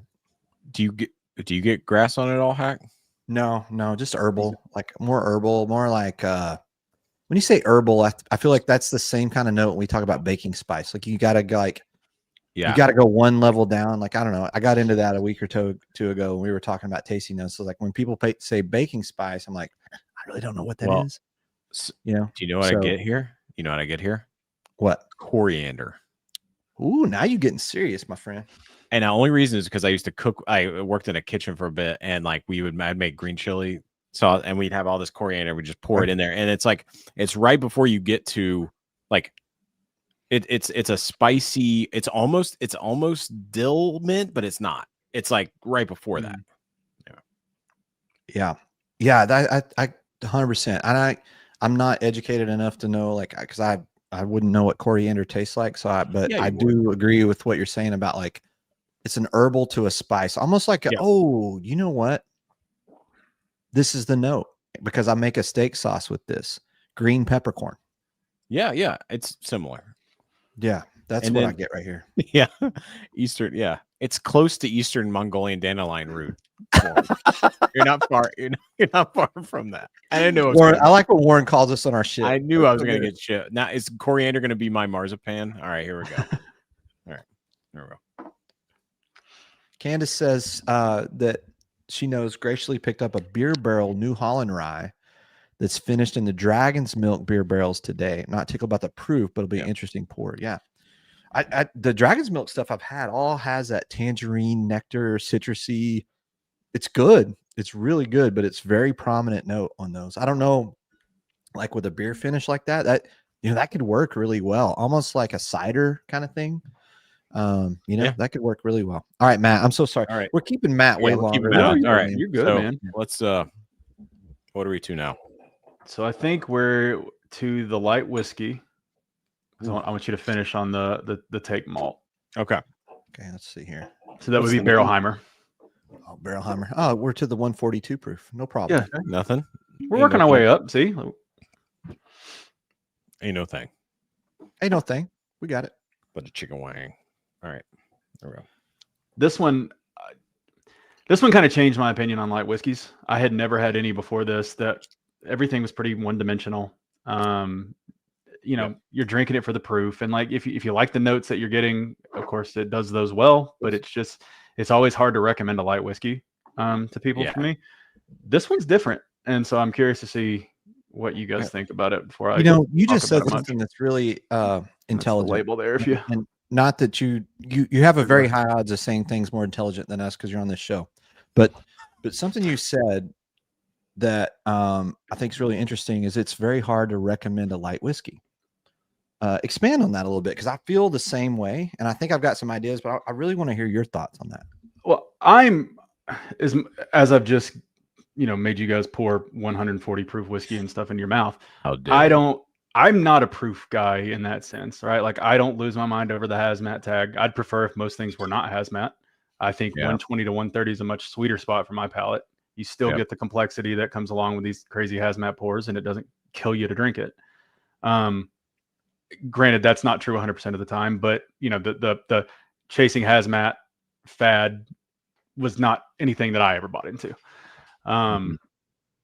So it's just with the light whiskeys, if you like your caramel, your burnt sugars, those traditional bourbon-esque notes, but without, it's just really on the surface type flavors, light whiskey can do that well. But half the time I feel like, the proofs are crazy. And of course the science behind it, I listened to Brad talk about it yesterday, right? We had a little meetup of at a distillery, and he was talking about the amount of water that's in there and how it can interact with the barrel and do its thing. But I don't want to drink something that just drinks like ethanol. And regardless of your tasting notes, most light whiskeys, that's still what I'm drinking. It's just I'm out on this, whatever this is, Matt. I found the one I don't like. Not for you? Okay. Really? This one's no. Oh, no. So Matt, and also what's the age on this one? 20 years, 9 months. There we go. Okay. So it is an MGP 99.1. Okay. So I have like 3 light whiskeys that are around the 17 to like 20 year, and they're all hazmat. And like, I think for me, I always got like a, donut, right? Like a powdered sugar donut. It's a one note. I got like almost like a fruit note briefly in here. Which I love that you said that, because it's a subtle, but it's like the dark berry that's there that I don't find that in many light whiskeys. And I'll toot our horn on this. The guys that picked a really good one, because some other ones from the same lot have dropped, and they are much more of your traditional run of the mill light whiskeys. I get that funfetti cake mix kind of stuff on the nose a little bit here. Like you said, donut, like it's there. but the fruit that shows up on this one's really what kind of makes me do a second look at it. Yeah, like a berry filled. I could just be 9 pours in at this point, But no, what do you for not me, like? man, I get some black licorice on this that I do Oh, not. okay. Okay. I get a black licorice on this thing that like it just sets me back. Like it is so black licorice, like on it's the not. Yeah, on the it's finish? yeah, very off-putting for me. Okay, I can get that at the end. Yeah, definitely at the end. Yeah, I like it. You like it though, right? I think, but maybe I do like if it's super sweet. I kind of like a liquor, like a black licorice anise thing. But Anything that's got that licorice vibe, you're not for you. No, I'm with you. I mean, I don't care for that. I don't get it on this personally, but yeah, I'm not a big fan of the liquor stuff too. So if you're getting that, I get it. Man, that's really cool. I mean, yeah, you're right. Like it's still just, in a vacuum, it's a hard sell for me to say, yeah, like, got to get this light whiskey, this ALW. But this one was, I thought this one was pretty cool because it was a little off profile. And some NDPs are selling these 20-year light whiskeys for crazy. Yeah, well, that's what, this one, these came in for us right about 180. Okay. But then I saw like old Louisville had something the other for $400. That's exactly where I was going to go. And hey, maybe it's mind blowing. I don't know. Like, no, but that's a lot of money, man, for a light whiskey. So I was, so our local store here, they got a old Rick in this weekend. That was it's a light whiskey double oak. It's an 18-year finished in those containers out back. And here we go. And it's pretty amazing, but it's a double oak light whiskey, which is kind of weird and different, but yeah, your advice on like light whiskeys, it's tough, right? Because all light whiskeys are not created the same. That is 100%. Like it just, and Mack has a really good thought on it. It's like they have to be a certain age and they got to be a certain proof. Like low proof light whiskey is not good. It's like it turns my stomach, which is why the Penelope cigar is like bottle, like drain pour the year. He hates that Penelope cigar, and I agree, it's awful. All right, are we doing? So this is mine from the batch that is not for me. This was probably the second River Roots bottle I ever got, and this was from the Our Bourbon Take mailing list and everything. This is a malt whiskey. It's not a single malt, but it is a malt whiskey. 148 proof, 7 years, 10 months. The source, I believe it, and I put this as like a big question mark because this is all information that's floating around in groups and stuff. It's Charbet out of California. Yeah. Which I think they do some stuff with IPAs, right? Like redistilling beer. And you're gonna get that. I mean, we call this one the weed whiskey, right? Like it's dank hop flavored whiskey. I read Take's notes on this and went, maybe I either don't trust Take after this, or I am not far enough along in my journey to appreciate it. And I think the latter was probably true there, because I definitely love plenty of the Reverie stuff and everything that I've got, but I don't get a single tasting note that so came for off 148 proof, I had to go to sport mode. I had to. It's on. We people need like love or hate this. Like there's really no in between. You love it and you get all these, But can you say it one time for the uneducated hack? When you say Charbets, what are we talking about? Like help me understand that a little bit. So Charbet, and somebody in the chat may be able to correct me because I may have this wrong. It's a distillery out of California that they redistill like IPAs and so these hoppy beers and some stouts. I don't know if it's just IPAs, but basically their distillation process is using beer. Okay. So that I guess would kind of lean, tells you where these hoppy notes come from. I mean, I don't like IPAs. I hate them. So the first thing I get on the nose is just hops. I do get hops on that. Oh, it is I can't literally get past it. Like wow. Maybe these other notes are there. Wow. I copied and pasted the Take email on this just to read back to you guys. This is crazy. This is nuts. But it's a fun pour to give to people. Like even then, you can see my bottle's half gone, and I don't hate it. College bro me is back with my IPA love right now. Oh my god, I kind of like it. I kind of like it. Like it's, but I but get it what Do is. you guys in. get the sweet candy Oh. notes and stuff? Oh though? yeah, See, yeah. I don't know, man. I don't get it. Super sweet, Yeah. like almost like a sour candy, and then you just get a ton of like hops. If you don't like hops, you're not gonna like this. Yeah, Like, I can't get past the hops. It's just it's right there. But I can't drink an IPA either. So, I don't hate it. It's so different. It's Weird. so different, man. but as much as I dislike it, if I take a sip and just sit it down for a minute, I find myself wanting another sip.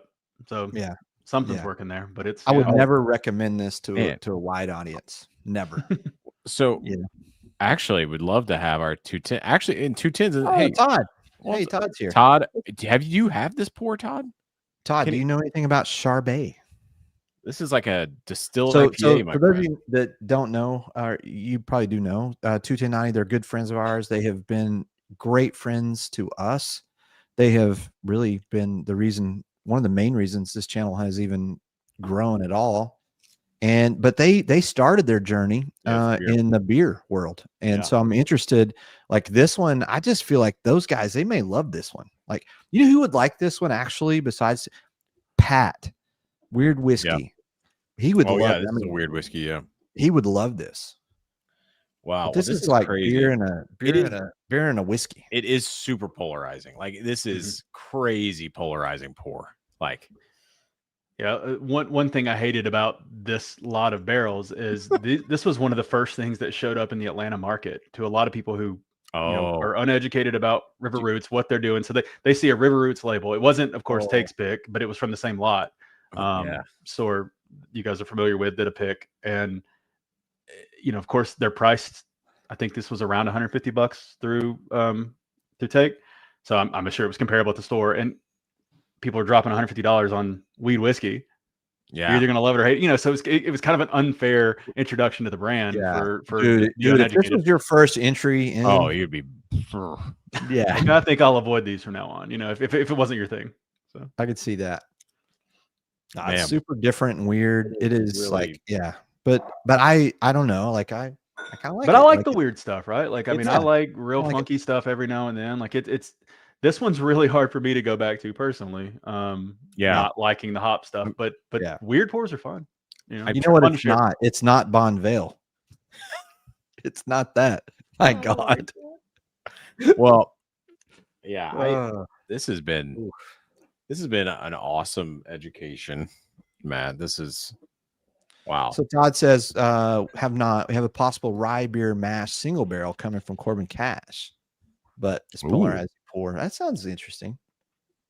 We'll have to get to Todd to sample this. Todd, I would love for those beer guys, like guys that really know beer. I'd love for them to try this. Yeah. But thank you for sharing that, Matt. This is of course.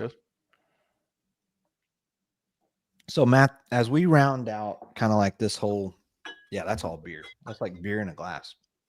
As we round out this whole like River Roots thing, like I just, again, for you to send us that many samples from your, like, thank you so much. It's really, really cool.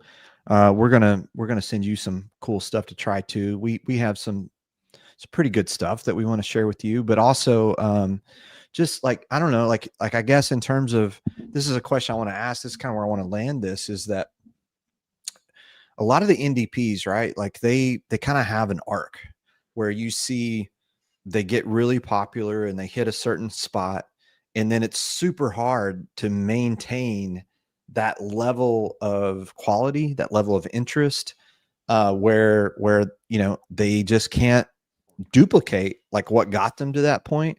What do you think about River Roots? Do you think that, where's their future headed? I mean, what do you see happening next for them? Yeah,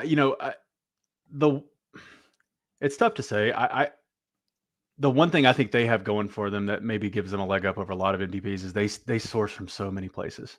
And Grant, they're at the mercy of these brokers, just like all the other ones are. But I always go back to comparing them to Short Barrel a little bit, and not in terms of quality or anything else. Short Barrel's local. I know those guys; they're great guys.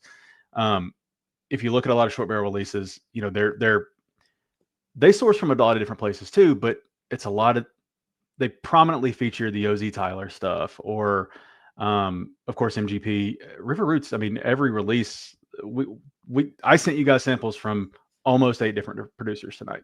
I think there were 7 because there was a couple Damn. NGPs, but they were still very different barrel odds. But so I think if they keep doing that and keep pulling in the unique stuff from different places, that's at least going to give them a leg up. I mean, not every barrel is going to be a hitter. We saw people tonight talk about how they've kind of got burnt on some stuff that wasn't for them. You know, you never know how much of that's your profile, your preference, palate, or they just were a weaker barrel in the lot. You know, again, you're only picking the best thing that you were able to try. A lot of these stores get sent samples and they're trying 3 different bottles that they got sent, versus if you can make your way up to Columbus and you're getting to drill into 20 different barrels, you'll probably find some pretty cool stuff. You're gonna find something cool. Yeah. But it's about connections, and it's about like I would assume Cam at this point has a really great relationship, right? And that relationship should rightfully equal him getting access to some great stuff. And I think we talk about, picks a lot of time, whether it's 21090, whether it's Cam, no matter who it is, if you trust the people that are picking it, then you can kind of get behind it. And I think that the thing, like, you can be a super fan, right, without like being blind and saying like, yeah, could they put something out that's not, but in terms of the NDP world, I mean, River Roots is really like shot up like the chart, like amazingly fast. I think that the buff turkey craze helped them a lot, because some of those early buff turkeys they were early that on, came out of River Roots were deemed like the best, right? And that helped them a lot. But a lot of their picks I had tonight, me personally, some of the best NDP stuff I've had. So the good. ones you sent us were great, and amazing. And I think that, it doesn't mean every single one of them is. And I think that's a really good call out, because as a whiskey nerd, like the last thing I want to do is be a hype boy. We're not trying to be hype boys where we're just trying to hype every distillery. Let's talk real about like the fact that not everything is amazing, but proceed with caution, find somebody you trust and try it. Right. And I mentioned that earlier, you have to push the community aspect of it. I mean, I've got barrels from, sister barrels from the same lots that you guys shot tonight that I didn't send, because to me, what I sent you was just a little bit better, at least to me, right? Like I liked something about that bottle better than this other one, which was in the same lot, has a lot of the same characteristics, but it didn't quite hit. But is it great whiskey? Absolutely. And did I love it maybe even more before I had the one I sent you? Probably. That's part of the journey. But find that community, find those people that. It's crazy how small the whiskey community is. Like it is. The crossover from these groups. Every time I join a new Discord, I'm like, click on somebody's name when it looks familiar, and you see all the other servers they're in. I'm like, oh man, and people have tried. Like, oh shit, Hack's in here again. Jesus Christ, I'm trying to get away from that dude. Let's go ahead and mute that one. Mute that guy. But it's crazy how many somebody has had. Every time somebody posts a picture of a barrel, right? And even if it's not like fully labeled, half the time it's the sample bottle from River Roots, right? Like the not for resale sample. And they're like, has anybody had this? And then you get 3 or 4 posts in the group with giving tasting notes or what they liked about it or didn't. And like, to me, that's so cool, right? This person's had it and this is why it wasn't for them, but maybe you love it. So no, it's a great call out, because I think the best notes to give is like, if you like this, and this is what you're into, this is what I get off of it. Not to say like, oh, it's great or it's bad or it's like, but some things it's just like it doesn't hit your palate. Like there was one tonight where I got that licorice thing, and it's not me, but you guys like it, and I think it's just it's so personal. But it's really cool. These NDPs give you a chance to find that because most of this stuff is legacy distilled, right? Like it is big producers that we've had plenty of other things, but it's like, man, this is a whole different. It's taken up a few notches. So. No, I think the River Roots journey is about that too, about like people that are at that point in their journey where they're just trying, let's do something different. Let's try something different. Let's try something that's fun and weird. But also, I think I'd never want to be that guy that's like, oh, you should go buy everything from River Roots. And no, be a discerning consumer. I mean, that's smart, but they've got some I learned a lot tonight. This was super cool. And, cannot say thank you enough. Yes, thank you. Appreciate you for doing this with us. And I appreciate the opportunity. That was fun. Yeah, it was fun. Whiskey should be fun. We had fun tonight with you, buddy. Yeah, thank you so much, Matt. We appreciate you tuning in to the earth. Hope you have a good night. All right. Yeah. Thanks, you guys take it easy, guys. All right, cheers, man. Thanks. All right, bye. What a great dude, man. Awesome guy. That dude's like, Like the number of like stupid questions I've asked him in DMs too, and he's always I been bet. nice to me. I'm sorry, Matt. I apologize for my friend here. You should apologize on my behalf. DMs, but no. I mean, I mean, I didn't even know they had that level of beam stuff. I would have joined Cam's group long before if I knew that. Hey, I'm in there. If you want an in, I don't need to join. I don't need to join another group, Hack. No, I can get you into another whiskey group. Like I don't need another group, man. But that was you awesome. You don't need that was one. so cool. You don't need them. Hey, I'm at old man Hack stage where I got to take a break. Can you cover us for a minute? Oh yeah, man. Let's so go. What are you gonna do next? Like I don't know. I'll throw you up. You do whatever you do. All right. Well, I hope everyone enjoyed that. What are your thoughts on River Roots? As I finished, that was I do not have a lot of River Roots. I only have one, but that was really cool to like go through. They've had some banger stuff. So would love to know what y'all think. I am gonna get into, if we can get this, my camera. Yeah, my camera's not being nice tonight. This is the Kodama Mizunara bourbon from Pursuit, which I did an actual, there we go, Pat. Yeah, so Pat can help me with this if I butcher this, who's an actual Pursuit ambassador. But this was their newest Mizunara release, and I did a little short on this. I didn't dive as deep on this one, but this is dual maturation in Japanese Mizunara oak, and then infrared toasted American oak with high vanilla character. And this is their Bardstown, Tennessee distilling partner, Finger Lakes Distilling whiskey. But I tried this earlier. Look at all these Glens. I've got it. This is insane. This is insane. We can't have the wide screen here. This is what I deal with in my like 600 square foot apartment. This is what I do for you guys. All right.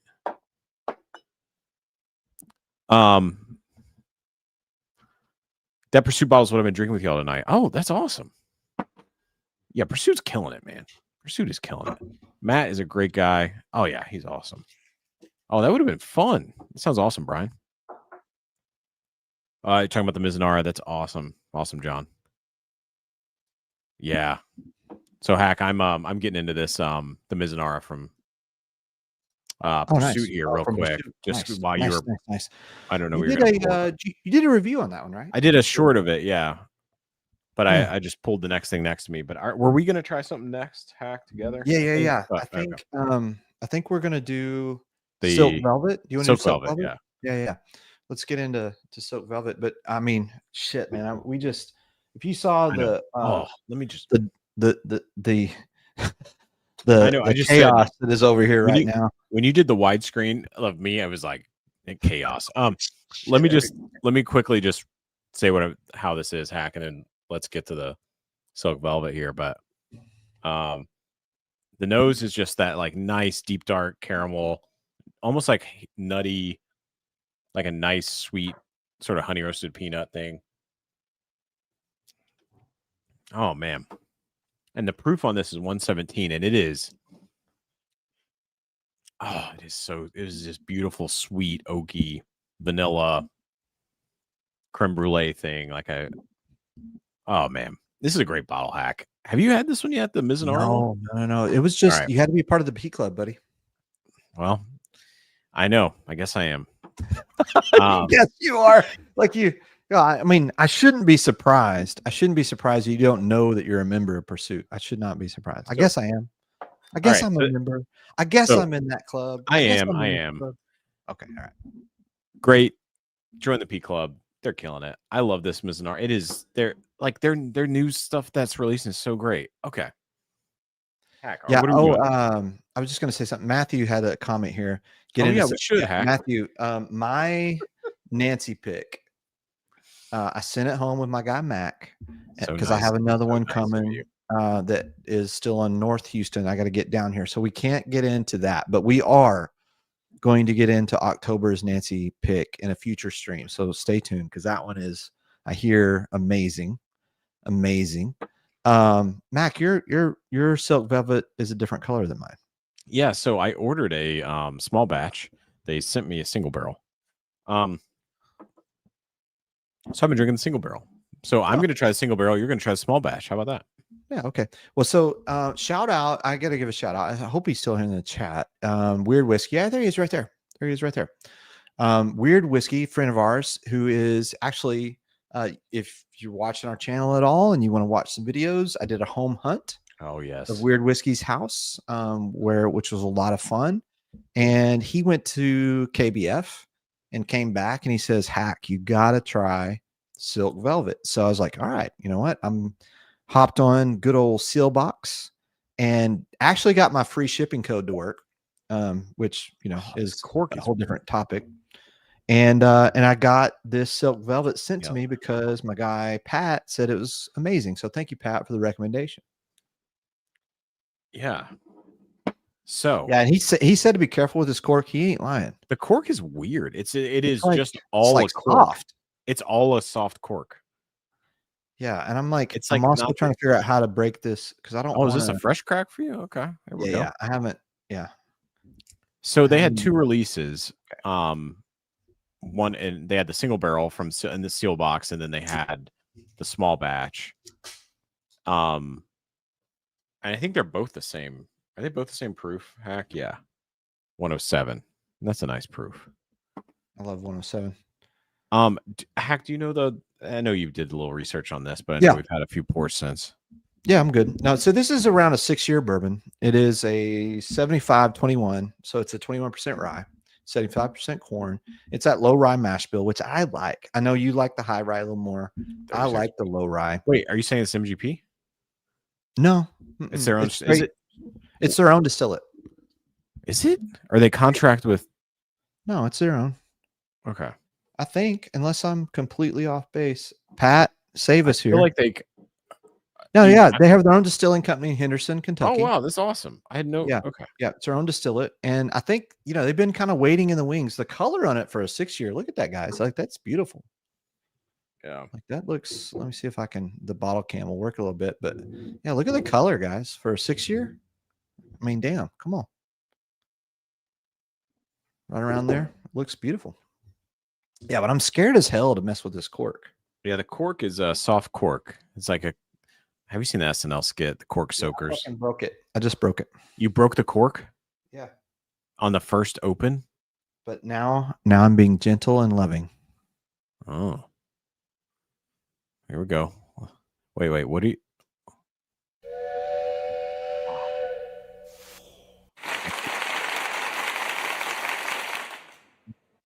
Sorry, I cut you out. Like the media cut you out there. Super weird. Super weird. It is weird. Chaos says, can't financially tell myself to join the Pursuit Club with how many bottles you need to buy a quarter. I gotta agree with that. You have to buy agree with that. Don't you have to buy two bottles a quarter? 2, yeah. Free shipping. So yeah, if you're not going to buy that, don't do it. But it's probably one of the as a man who's in a lot of whiskey clubs, it's probably the better of the ones that like because you can buy some that are cheaper too, and you still get free shipping. But yeah, if you have Pursuit a lot, I get it. Oh, Matt's also a Pursuit. I now know 3 Pursuit ambassadors. I think our guy Robert, if he's still in the chat tonight, Robert, who we were at his garage. I don't know if you know this, Mac. He's a Pursuit ambassador. Yes, he just was accepted into the program this week. He is our guy Pat got him in. Oh, so Robert's going to be doing tastings around Houston on the south side. So we got some Pursuit hookups now, man. That's awesome. They're killing it. Yeah, Matthew loves that Nancy from October Nancy. Good. All right. So let's get into this. I'm going to get serious about this. I got the hat backwards already. I'm excited about this. The color on it's fantastic. Oh, I like the nose. What is that? I mean, it's like caramel popcorn. It's like traditional Kentucky kind of like. Yeah, which I like. I'm a sucker for the traditional stuff. But hell, after I just had that beer finish, whatever. I mean, yeah, it's the fact we're trying these right now after what we just did. Oh yeah. Oh yeah. It's in the price. We didn't even talk about the price. Isn't it like 60, 65 This was $50. $50 bucks. I mean, It's great Mm. for that price. Yeah, it reminds me a little bit of like a Russell's Reserve. Like it's, What you talking? I know you're a turkey guy, but I mean, I get a bit more like lean to that like sweet caramel, like Yeah. Buffalo Trace thing, oh, you're more Buffalo Trace on this. See, I get a little more of the. like Eagle Rare. Oh yeah, I don't Grape. get any I of almost the get it. I like grape it. or any of that right Well, now. it's not great. It's like so less grape, so Taylor, a little more caramel forward, burnt caramel. There's a little bit of Dusty Rickhouse on this thing, though. Like weird. I don't get turkey though.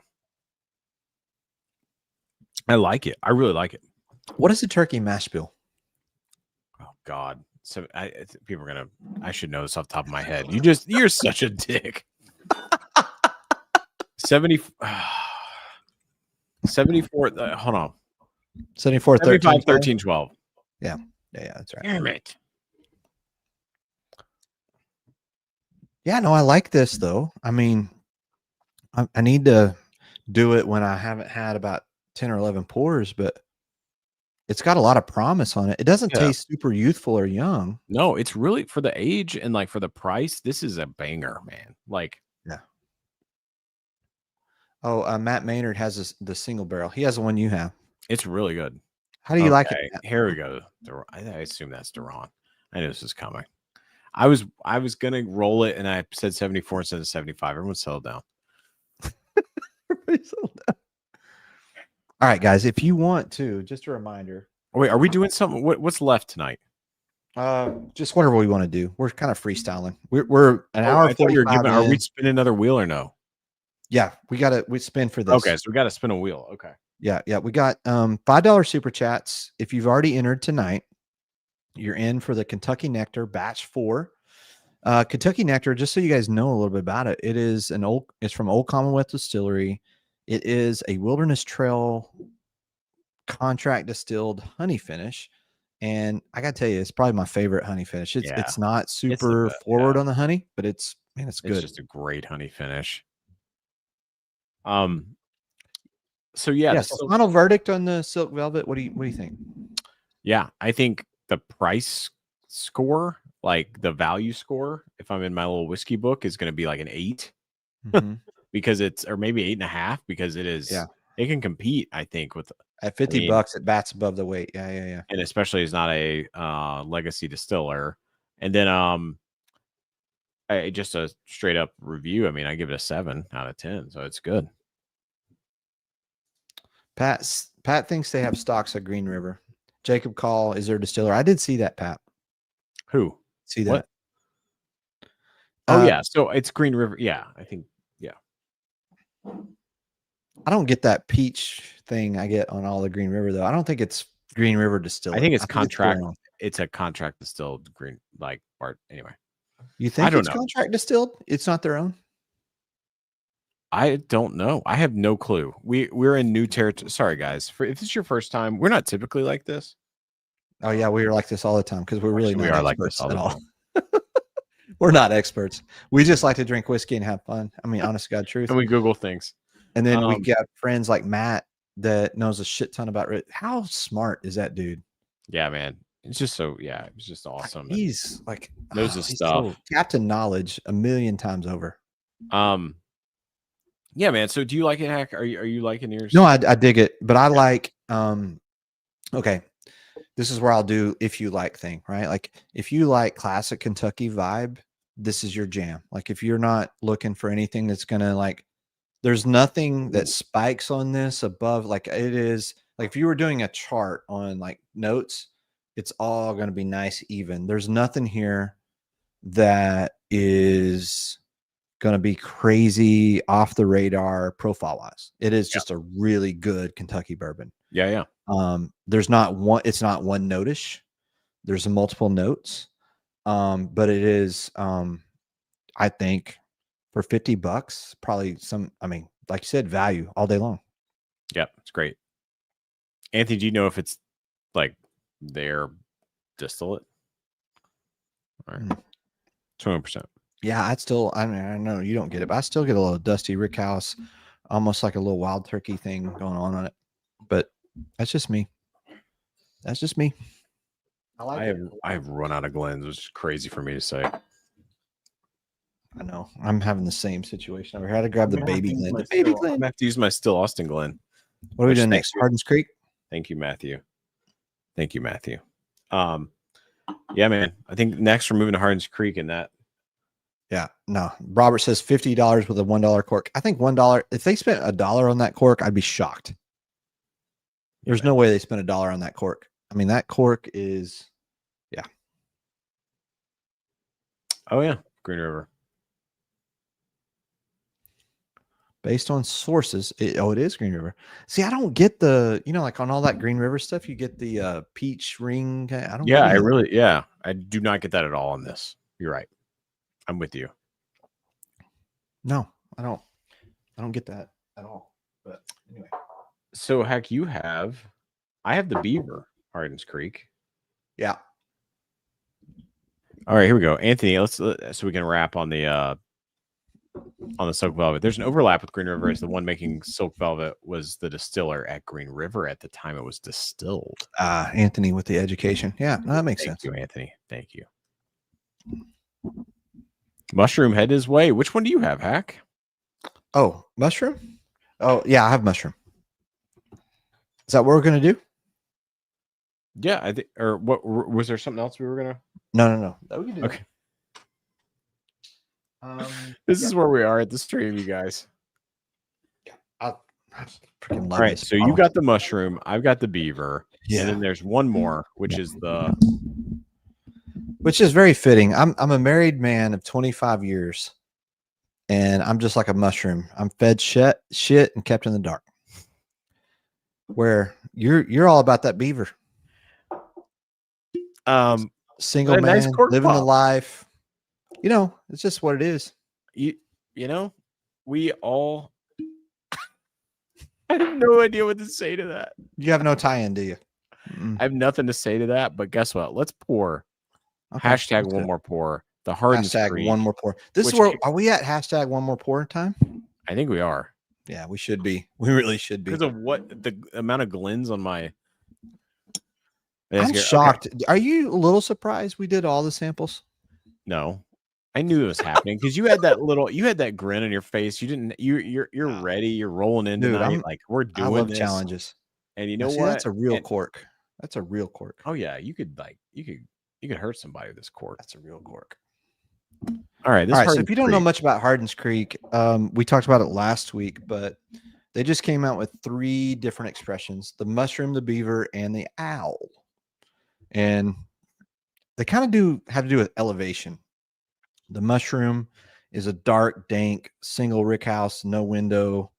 The beaver runs by a river and kind of middle of the rick house. And then the owl is a higher elevation, top of the rick house expression. And that's Hardens Creek, it's pretty damn good marketing by them. I will tell you that. Like, yeah, I think how they marketed this was genius. Yeah, I got this at here at Bourbon Concierge in DC, and I did not mean to get it, but that's when I picked up my Knob Creek 21. Oh, I forgot about this. We do need to hit that. Sorry, I'm having an ADHD moment. I told Candace I was going to do that 13th Colony Double Oak, which I'm going to. All right, we can end with that. That's the hashtag one more pour. I think I might actually have a sample of that from Jake. Do you? You have the 13th Colony Double Oak? Or have a 13th Colony something. Anyway, okay, we'll do that here in a second. Okay. Let's talk about that's the one more pour. Okay. So these were just released, and also the branding, crazy, huh? Yeah, so cool. What the hell? But they are all. So by the way, they are all part of identical mash bills spread across Claremont campuses, placed in warehouses of varying heights, ages, and microclimates, matured for over 11 years. This one, the Beaver, is Warehouse W. And Warehouse W sat in this Creekside location, 5-floor construction. Yeah, so that's mine. And the nose is incredible. Are you already sipping on it? Yeah, I'm already drinking it. I mean, I mean, Matt has the mushroom headed his way. I would tell you, Matt, if you're a Knob Creek fan, oh man, these are like Knob Creek on steroids. Like they are. They're just like like I was just talking about that silk velvet, how it was a pleasant, nice, pleasing. Yeah. These have like spikes in it, like where the nose on this, you can just smell. It smells older than it is. It smells like it's like that, like like It's got the Rick Housey. Yeah, 100% it does.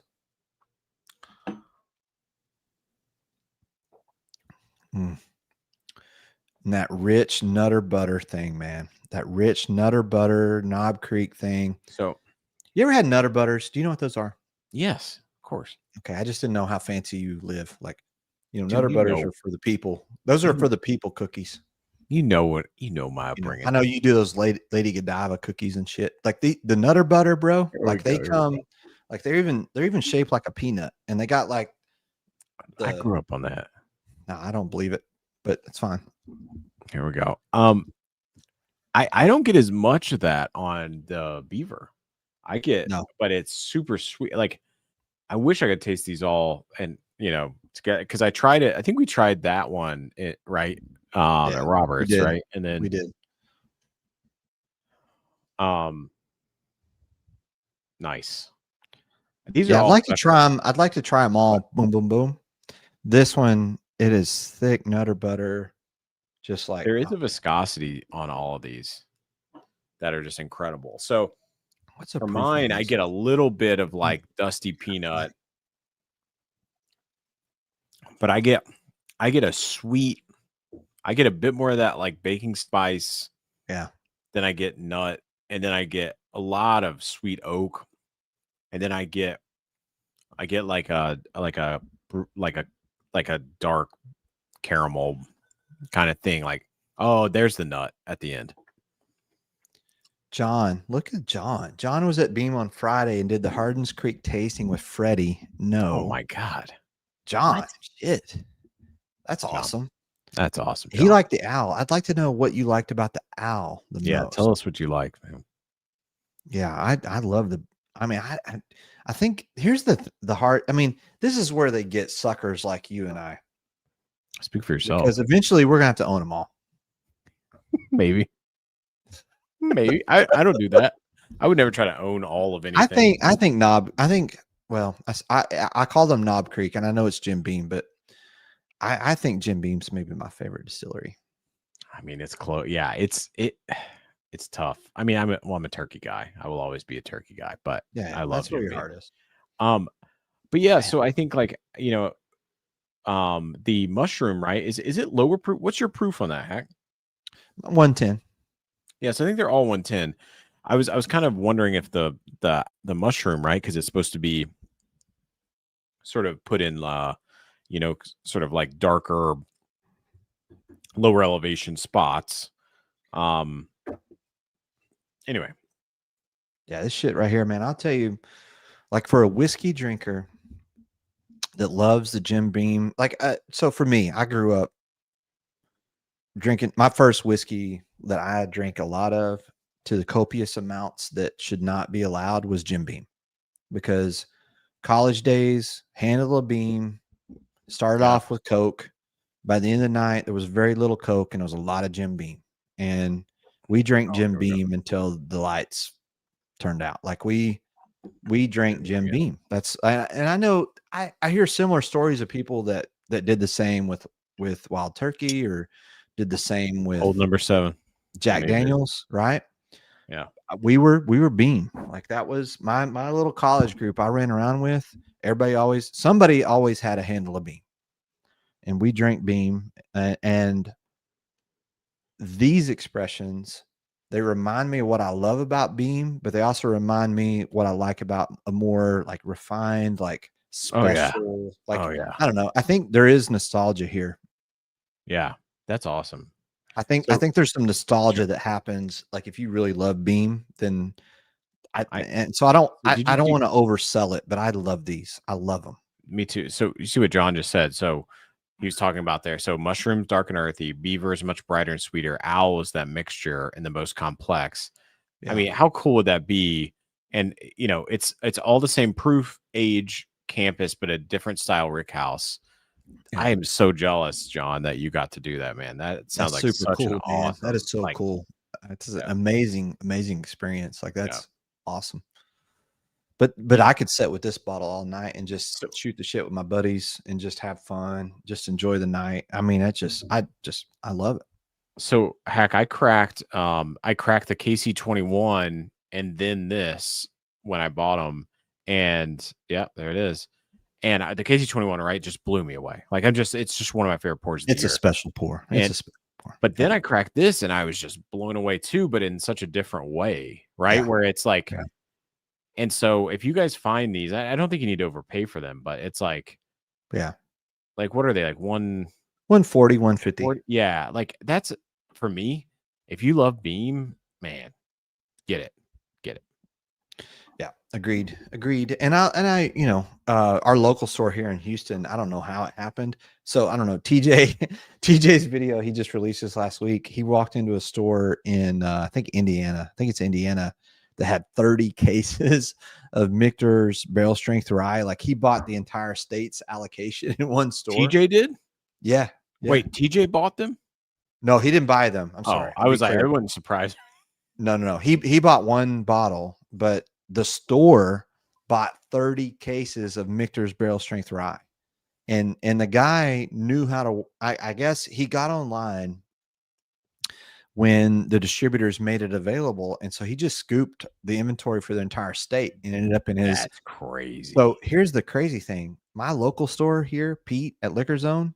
Yeah. Shout out. He Pete. literally has had 6 or 8 cases of this stuff and it hasn't hit specs. It hasn't hit anywhere. Hell yeah. So Pete at Liquor Zone has cleaned up on it. When I left on Saturday, there were still 4 or 5 bottles of this Hardin's Creek sitting there. So I don't know. He scooped them. So if you're needing it, they've got it there. They had the owl. I don't think he ever got the beaver. He had the owl, and I got that for Andrew. Now that I'm seeing the comments on the owl, I'm like, shit, I should have got the owl too. I mean, the same thing I could have bought, but you can't buy every bottle, Hack. No, you can't. Can you repeat that? You're gonna clip this? You can't buy every bottle, Hack. I like how you know when I'm going to clip something. I know you're gonna clip it. John's got some good intel, man. Hardin's Creek is going to keep exploring one variable with each release. Last year with different campuses, Boston, Frank. Oh, John, that's really like I knew that, but I didn't connect it until you said it, which is super cool. Robert Paul, Hardin Creek, good. Yeah, Hardin Creek's fucking good. Like if you like Knob Creek cast strength, you like all those. Yeah, it's damn good. I mean, you know how I feel about this Hardin's Creek right here, baby. Sweet Cindy wants to know if you're passing on the beaver. I'll never pass on the beaver. Ward, a little hard on the beaver last night. What'd you say? What? Ward, you were a little hard on the beaver last night. What does that mean? This is where our age differences Our come age into difference? play. Okay. Yes, 100% comes into play right now. So there was a sitcom called Leave It to Beaver. Oh, I know that, but I just didn't know the quotes. Who quotes? Ward was the That dad. was like that was like pre-World War II. How are you bro? watching But like they did replays when I was a kid, and like we watched Leave It to Beaver all the time. Okay. Which I know that this is not your wheelhouse. It's okay. It's okay. You're a young man. I realize that. But Thank you. Ward, you're a little hard keep to beaver saying that. last night. But also that did come into some That sounds a popular little movies. risque. No. Sounds Boomer a little alert. after dark. Yeah, Matthew says boomer alert. 100% right. 100% right. All right. Okay. Thank you. Wait. Thank you, Warren. Old guys got the joke. Thank you. All right. So Hack, is there one more pour? And then because we're I don't know. hit our How many pours? Oh shit! I got to do the 13 colony double. I know, but I was gonna look for that too. But I gotta look for mine. So you gotta carry the I'll carry the show. Okay, I'll do a pour. I mean, you carry it anyway.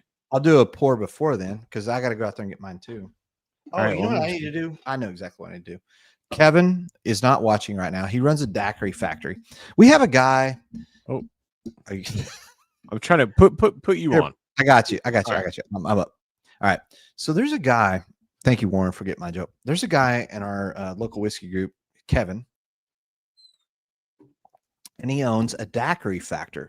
And you might go, hey, what's a daiquiri factory? Well, it's actually a drive-through store where you can go and you drive through and you get a daiquiri. Yeah. I don't.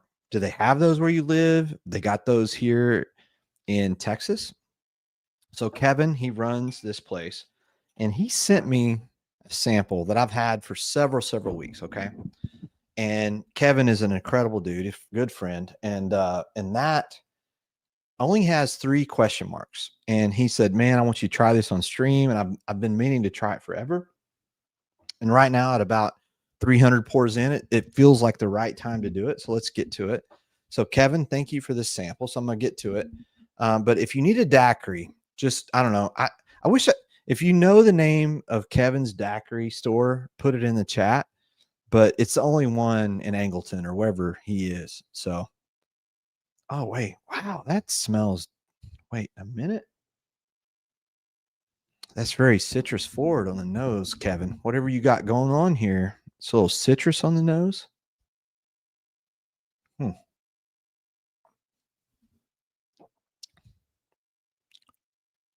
Kevin, if I wasn't mistaken, I would tell you this is dragon's milk. It's got that nectarine, tangerine kind of citrus thing going on. Man, it's good though. It's syrupy. It's got a little bit of the vanilla thing behind it. Kevin, what am I drinking here? Yeah, tastes just like dragon's milk. I hope it is. I hope it is. It's got the nectarine, tangerine, kind of citrus kind of vibe. Whatever I'm having, as you guys can see right there, it's all question marks. Kevin, if you watch this back tomorrow, you tell me what I'm having. But it's good. It's good. Oh, yeah, it's not bad. Oh, maybe it's Broad Branch. I don't know. No, I think it's dragon's milk. Really, really do. I had that at Ed's house. If you haven't seen the video that we did, I don't know, this week or whatever, I hunted Ed's house, which was unbelievable. Did you see that video yet, Mac? Oh, of course. Yeah, I was coming. That was incredible. Man, you guys. Ed's collection. How do you feel about Ed's collection? Well, it makes me jealous, first of all. Makes me jealous. No, you're not jealous of someone's collection. Yeah, well, he's got more. He might have more reveries than me, or he's on par. But so I just did a mystery sample while you're out. Kevin had sent me this many weeks ago, and I've been promising him I would do it on stream. I doubt Kevin is awake because he runs a daiquiri business. You got to be up early. People in Texas, daiquiri? They get daiquiris for breakfast. Yeah, a daiquiri business. Yes, and he's not in New Orleans. No. Look, that's incredible. South Houston. We have these businesses where we got a little drive-through thing where you can pull through, like get your daiquiri, and you go to work. It's like New Orleans. Yeah. Yeah. Right. Yeah. So Ed's collection is awesome, and he also is super knowledgeable. And Hacky did a great job, just kind of like highlighting it. And it was just anyway. It was Ed. Yeah. I mean, anyway, and also Ed is super generous and knows his stuff. He's an OG, so that was awesome. It was good to see his collection. So Hack, here's what I have. We got this is from Jake, by the way, who is the best. I've got a 13th Colony 15-year anniversary. Ooh. And then I have the 13th Colony hazmat rye. What? So what are you pulling? Well, I've only got the 13th Colony double oak. Well, that's pretty nice too. Yeah, Which Candace, I got to try that at the bottle share in Opelika. Thank you, Candace. That was awesome. But I'm going to be right back. I got to go get it. I'll be back one second. Just you know, you entertain the fact that there are still people watching. Bless you. But yeah, so I did not know about daiquiris in Texas. That's like a thing, like a drive. I thought that was only New Orleans drive-through daiquiris, which is awesome. We need to I don't know. Maybe we don't need to get that, but I think that that's cool. We should have that in this country. We should have drive-through daiquiris. It's still a little crazy, but we should have it. This country should keep that. It's a thing. 13th Colony. What do you guys think about 13th Colony?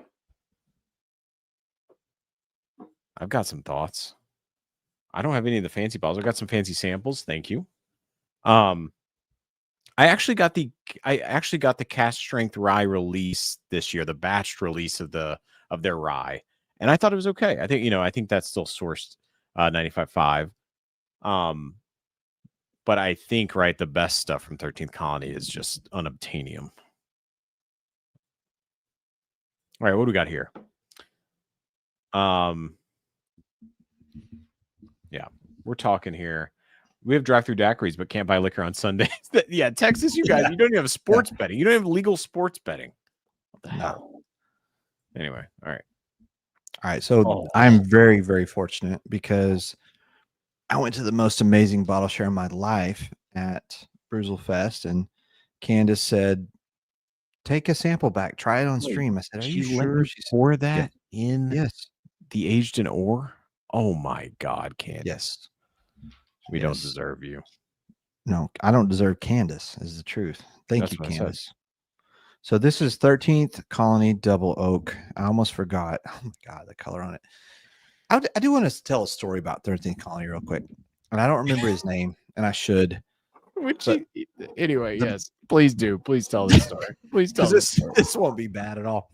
Oh, wait. Can passengers in Texas? I was getting deep into my daiquiri. That's a good question. I don't think so, Cindy. I don't think so. Our open container laws, I think they took care of that.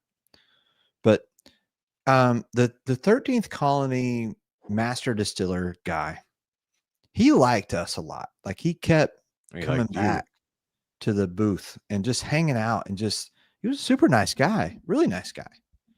But he got a little lit over there at our tent. Oh, he was loving it. Okay, this smells good.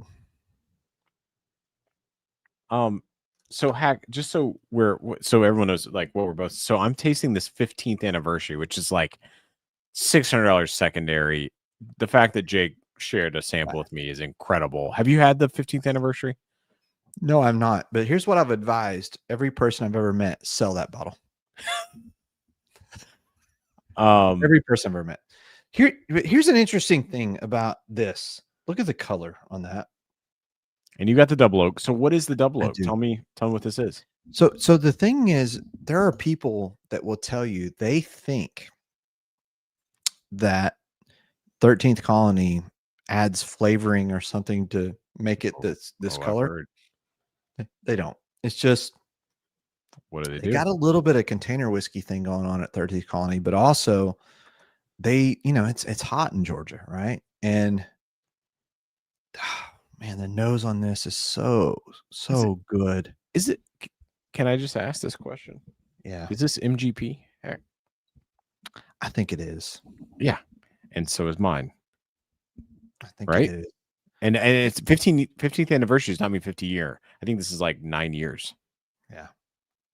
How is it $600 secondary when you can buy short barrel? Oh God, it's good. This is good. That 30th Colony. Oh my God, this is good. Oh God, this 15th. This is so good. That's why, Mac. Okay. I mean, that's why. Because it's good. Oh God, it is, but it's like. Okay, I get It's Jack crazy 14 vibes on this, man. I get like that. That oak where it's so like strong and rich and just like, but it's like on that verge of like, that's what this is. It is. God. So what's the proof on your double oaked? Do you know? Okay, he doesn't know. Candace, can you help? Oh, $1,000 secondary and yeah. So that one is the big boy, the 13th Colony double oak. Near 1,000. Jesus do we Christ. know? She gave me a sample, which is so great. Yeah, that's I'm so grateful. Thank you, and thank you, Jake. Which also the fact we're drinking both of their samples, Whiskey Kids, Join up. Oh, here I'll add it again. I think. Very generous and very knowledgeable. But like, yeah, like 13th Colony stuff is just crazy. But you know, I don't know. I just wish they would be a little more transparent. Yeah, me too. And I had that conversation. Well, I should be quiet about this. I shouldn't talk about that. So I had a conversation with the master chiller about transparency and just, you know, like So did Ed. I'm that dickhead that will just say whatever, right? I'm the guy that will be like, hey, I wish you guys would do this. And he's like, yeah, you're right. And this is so we had a conversation about that. But at the end of the day, like I just feel that 13th Colony, they just need to be honest with people. And then Yeah. people would be more comfortable with what they're doing. Yeah, and like this is incredible whiskey. Like this 15th anniversary is a super viscous, like maple molasses, just a beautiful whiskey. And it's oh man, it's great. But at the same time, like this is not secondary worth, right? Yeah. Yeah. And I'll be honest special. with you. I'll be honest with you right now. I had this thought in my head when I was drinking this, which is gonna piss the secondary people off a lot. But if you want to taste 13th Colony Double Oak, go get a Fiddler Heartwood. Yeah, so I was going to bring that up where you've got, and not to, make a Georgia war here, but you've got two other NDPs in the state of Georgia who are killing it. Yeah. Right. Get you a Georgia Heartwood because it's not that far off. I mean, I and Candace, I'm not unappreciative of the pour. I love the pour, but Georgia Heartwood's not that far off from this. Some of those single barrels of Georgia Heartwood are killer, and then short barrel, right? Like I've got a double oak from short barrel that is incredible. And so it's just don't chase the fat bottle. Yeah. Yeah. But this is Georgia great. Heartwood. I mean, they're great. Yeah. I did the Tennessee, the double oak from earlier in the year, or sorry, last year. That's the double oak short barrel. It's not worth saying. I agree, Candace. Agree. Thank you. I wasn't trying to be rude. The worst thing you can do is when somebody gives you a free pour and I wasn't trying to be. Oh yeah. No, Candace. Yeah. No, and Jake too. This 15th anniversary is incredible. Thank you for sharing it. Yeah, Warren. I've got some picks of the Heartwood that I love, and some that are Warren. All right. Warren, are you a fan of the 13th Colony Double Oak? Do you like it? I keep interrupting you, Mac. I'm so sorry. You're not at all. Look at this color. You know what that is? God. What is that? Is that Garrison Brothers? That's the Hazmat 13th Colony 10-year rye, and that's going to be my last pour of the night. Oh shit! Is that the one from Liquor Zone here, or is that a different one? This is from Jake. Oh, okay. And it is like motor oil, and I'm assuming this is MGP 95.5 that they had down in Georgia, and something crazy happened to it. I mean, just look at the color. Look at this. That's insane. Gorgeous. That's gorgeous. Like I would much rather. Like anyway, I'm about to get into this, but. All right, what I'm going to do while you do that, we got to wrap. We got to land this plane. Yeah, I'm going to start loading names into the thing. So I got to do the typey thing. So you got to talk, okay? Oh, I can talk. The color on this, you're right, Lucas. And like, oh man, I mean, like in the viscosity again, this is 100. What is this? 146.3 proof. And so as a rye, I might like reach for this if I can find a near hazmat rye. I'm loving those, man. Like it's hard to find those. And the nose is just sweet stewed cherries. There's a little bit of mint here. Just brown sugar. Oh gosh, the legs on this thing. Thank you, Jake, Far too kind of you. And this is only 10 years. So I don't know. Maybe the high heat. I don't know how long. That's another thing. How long did 13th Colony have these barrels, right? Down there. I would love to know that. All right, so here we go. I have two 290 Glens. Shout out 290. All right, here we go. What's the next pick from 290? Like, I mean, I know Mandy, which I'm so excited to get Friday, but what's after that, Matt? Hold on, I'm in the middle of this. Oh, sorry. It's okay. I'm having a moment, Hack. Get in your moment. I'm sorry. This is, oh God, this is the best of rye. This is like cherry cordial, chocolate chip, mint vanilla ice cream, fudge. Oh, I might. Oh, I would. Yeah. I might pay secondary for this bottle, Hack. Like full. Like full. Easy now. Easy. No, I'm going to be that guy. I don't care. This 13 Colony 10-year rye, 146 proof. All right. I'm going to shut up. Oh, it's so good. It's still there. It's cherry cordial. It's that rye spice. It's that like, oh man. Anyway, okay. Question. What's the 2 to 90 picks coming up? We've got the Corbin. I'm speaking like me. They've been so nice to us. I'm like, we. No, we're part of their Patreon. We support them. We're huge fans, but then also like I helped pour on their Rock the Rick House, and I got to meet David Souza from Corbin Cash. I poured right next to him, and the dude's such a great guy. So they've got the Corbin Cash stuff, which if you've not had, it's such a special pour. They've got a sweet potato whiskey coming out. They've got a rye. I think they've also got a bourbon coming. And then we have the Reveries 10-year coming, which I was on the pick team for that. And then did you rest on that a minute? Because we've heard all the notes on 17. It just landed. We've heard the notes on Mandy. I haven't heard a lot about the 10. So talk to me like, well, Mandy is the 10. Mandy is the 10. Oh, I'm sorry. Mandy is the 10. What's after that? That's going to be that 8-year Bardstown. And that's coming December? That's later. That's okay. Okay. I'm not sure, but yeah. I mean, is anybody doing better in the pick world than 21090 right now? I'm going to say no. They're fucking killing it. Absolutely killing it. And I know that like people are like, oh, well, they try, but I feel like if they didn't ever support us, I would say the same thing.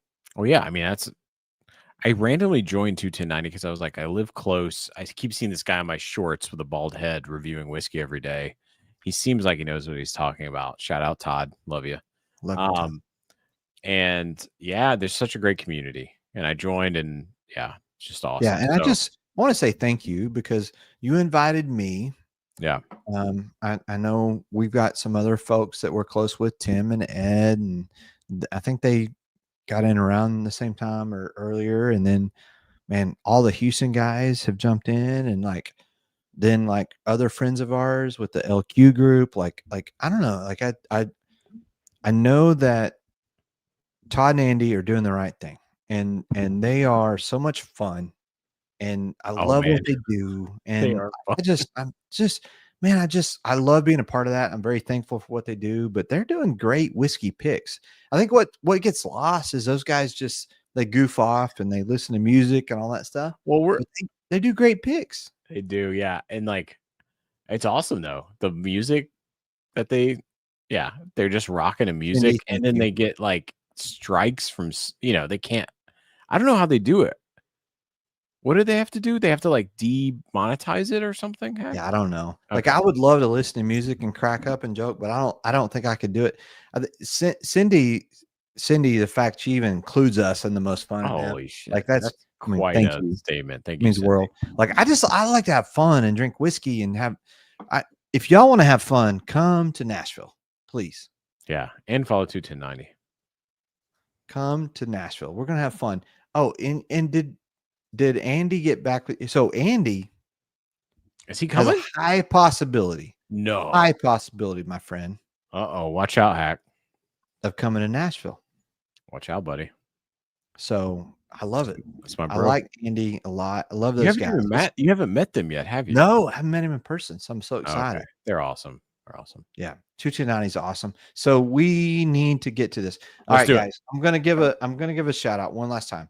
If you want to win a Kentucky Nectar, Which is so good. get in here. We're about to give this away. Please, guys, if you would like to join a really cool whiskey community, I'd love for you guys to join the Whiskey Kids. They're good friends of ours. They have a great community. They're going to do a giveaway at 200 members. Join that. Like if you're listening to this back tomorrow or whatever, later in the week, join that whiskey community. I want to say thank you to Brad and to the Chattahoochee Whiskey Club for, Yes, thank you. what you guys are doing for us. Thank you. Like Mac, everybody's so nice to us, and I don't deserve it. I just want to say thank you. You don't. I'm just kidding. No, you do. We love you. We love you, Hack. I love you. Yeah, no, and I think that's the thing that sets the whiskey community apart is that most people are supportive of everyone else around them. And that's super cool. Yeah. We just want to lift everybody up and thankful for y'all. So let's do this spin. Let's land it. Let's land it. Thank you guys Yeah, that there's let's still do it. people here. Thank you. All right. So I'm going to pull it up, Mac, and we're going to spin. I'm going to shuffle. I don't know. Let's shuffle a few times here. Let's do it. One. Oh, wait. We got another one from Robert Paul. Oh, got to add Robert. All right. Anybody want? Hey, I need last. What is like the auctioneers? Wait a minute. I need to see this. Can you do that again? And all right, that's it. All right. Good God, man. Do not clip that. Do not clip that. That was so good, man. Like I grew up selling cattle for a living, and to see you do that, that was so good, man. Hey, man, I grew up in the South too, buddy. So I was selling was cattle. so good. That was so good. All was right, so close. we're gonna sold.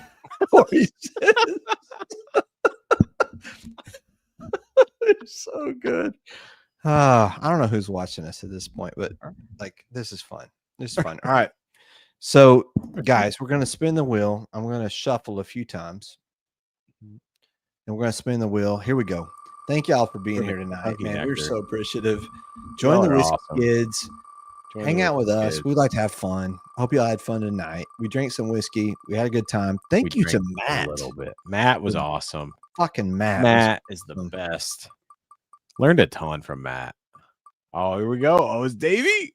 Oh no, Jakey. Jake, Jeremy, Steve P. Steve. I love Steve. It's Jake. Oh, Jake.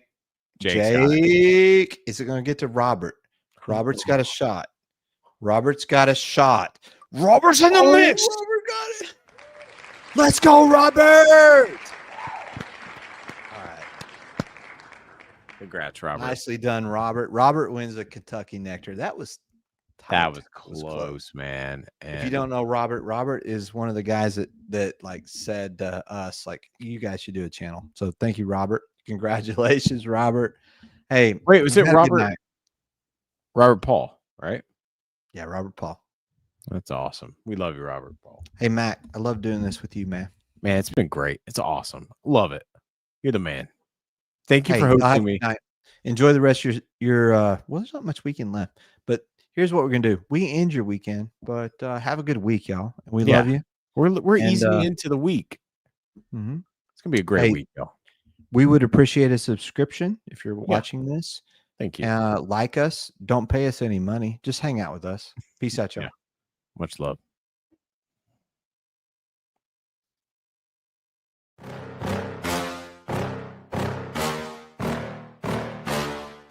Yeah. Please tell me that I can't, that I won't, that I fail, that I'll never make it out, yeah. Please tell me all the bad, never good, fill my head full of every single doubt, yeah. Please say any negative thought.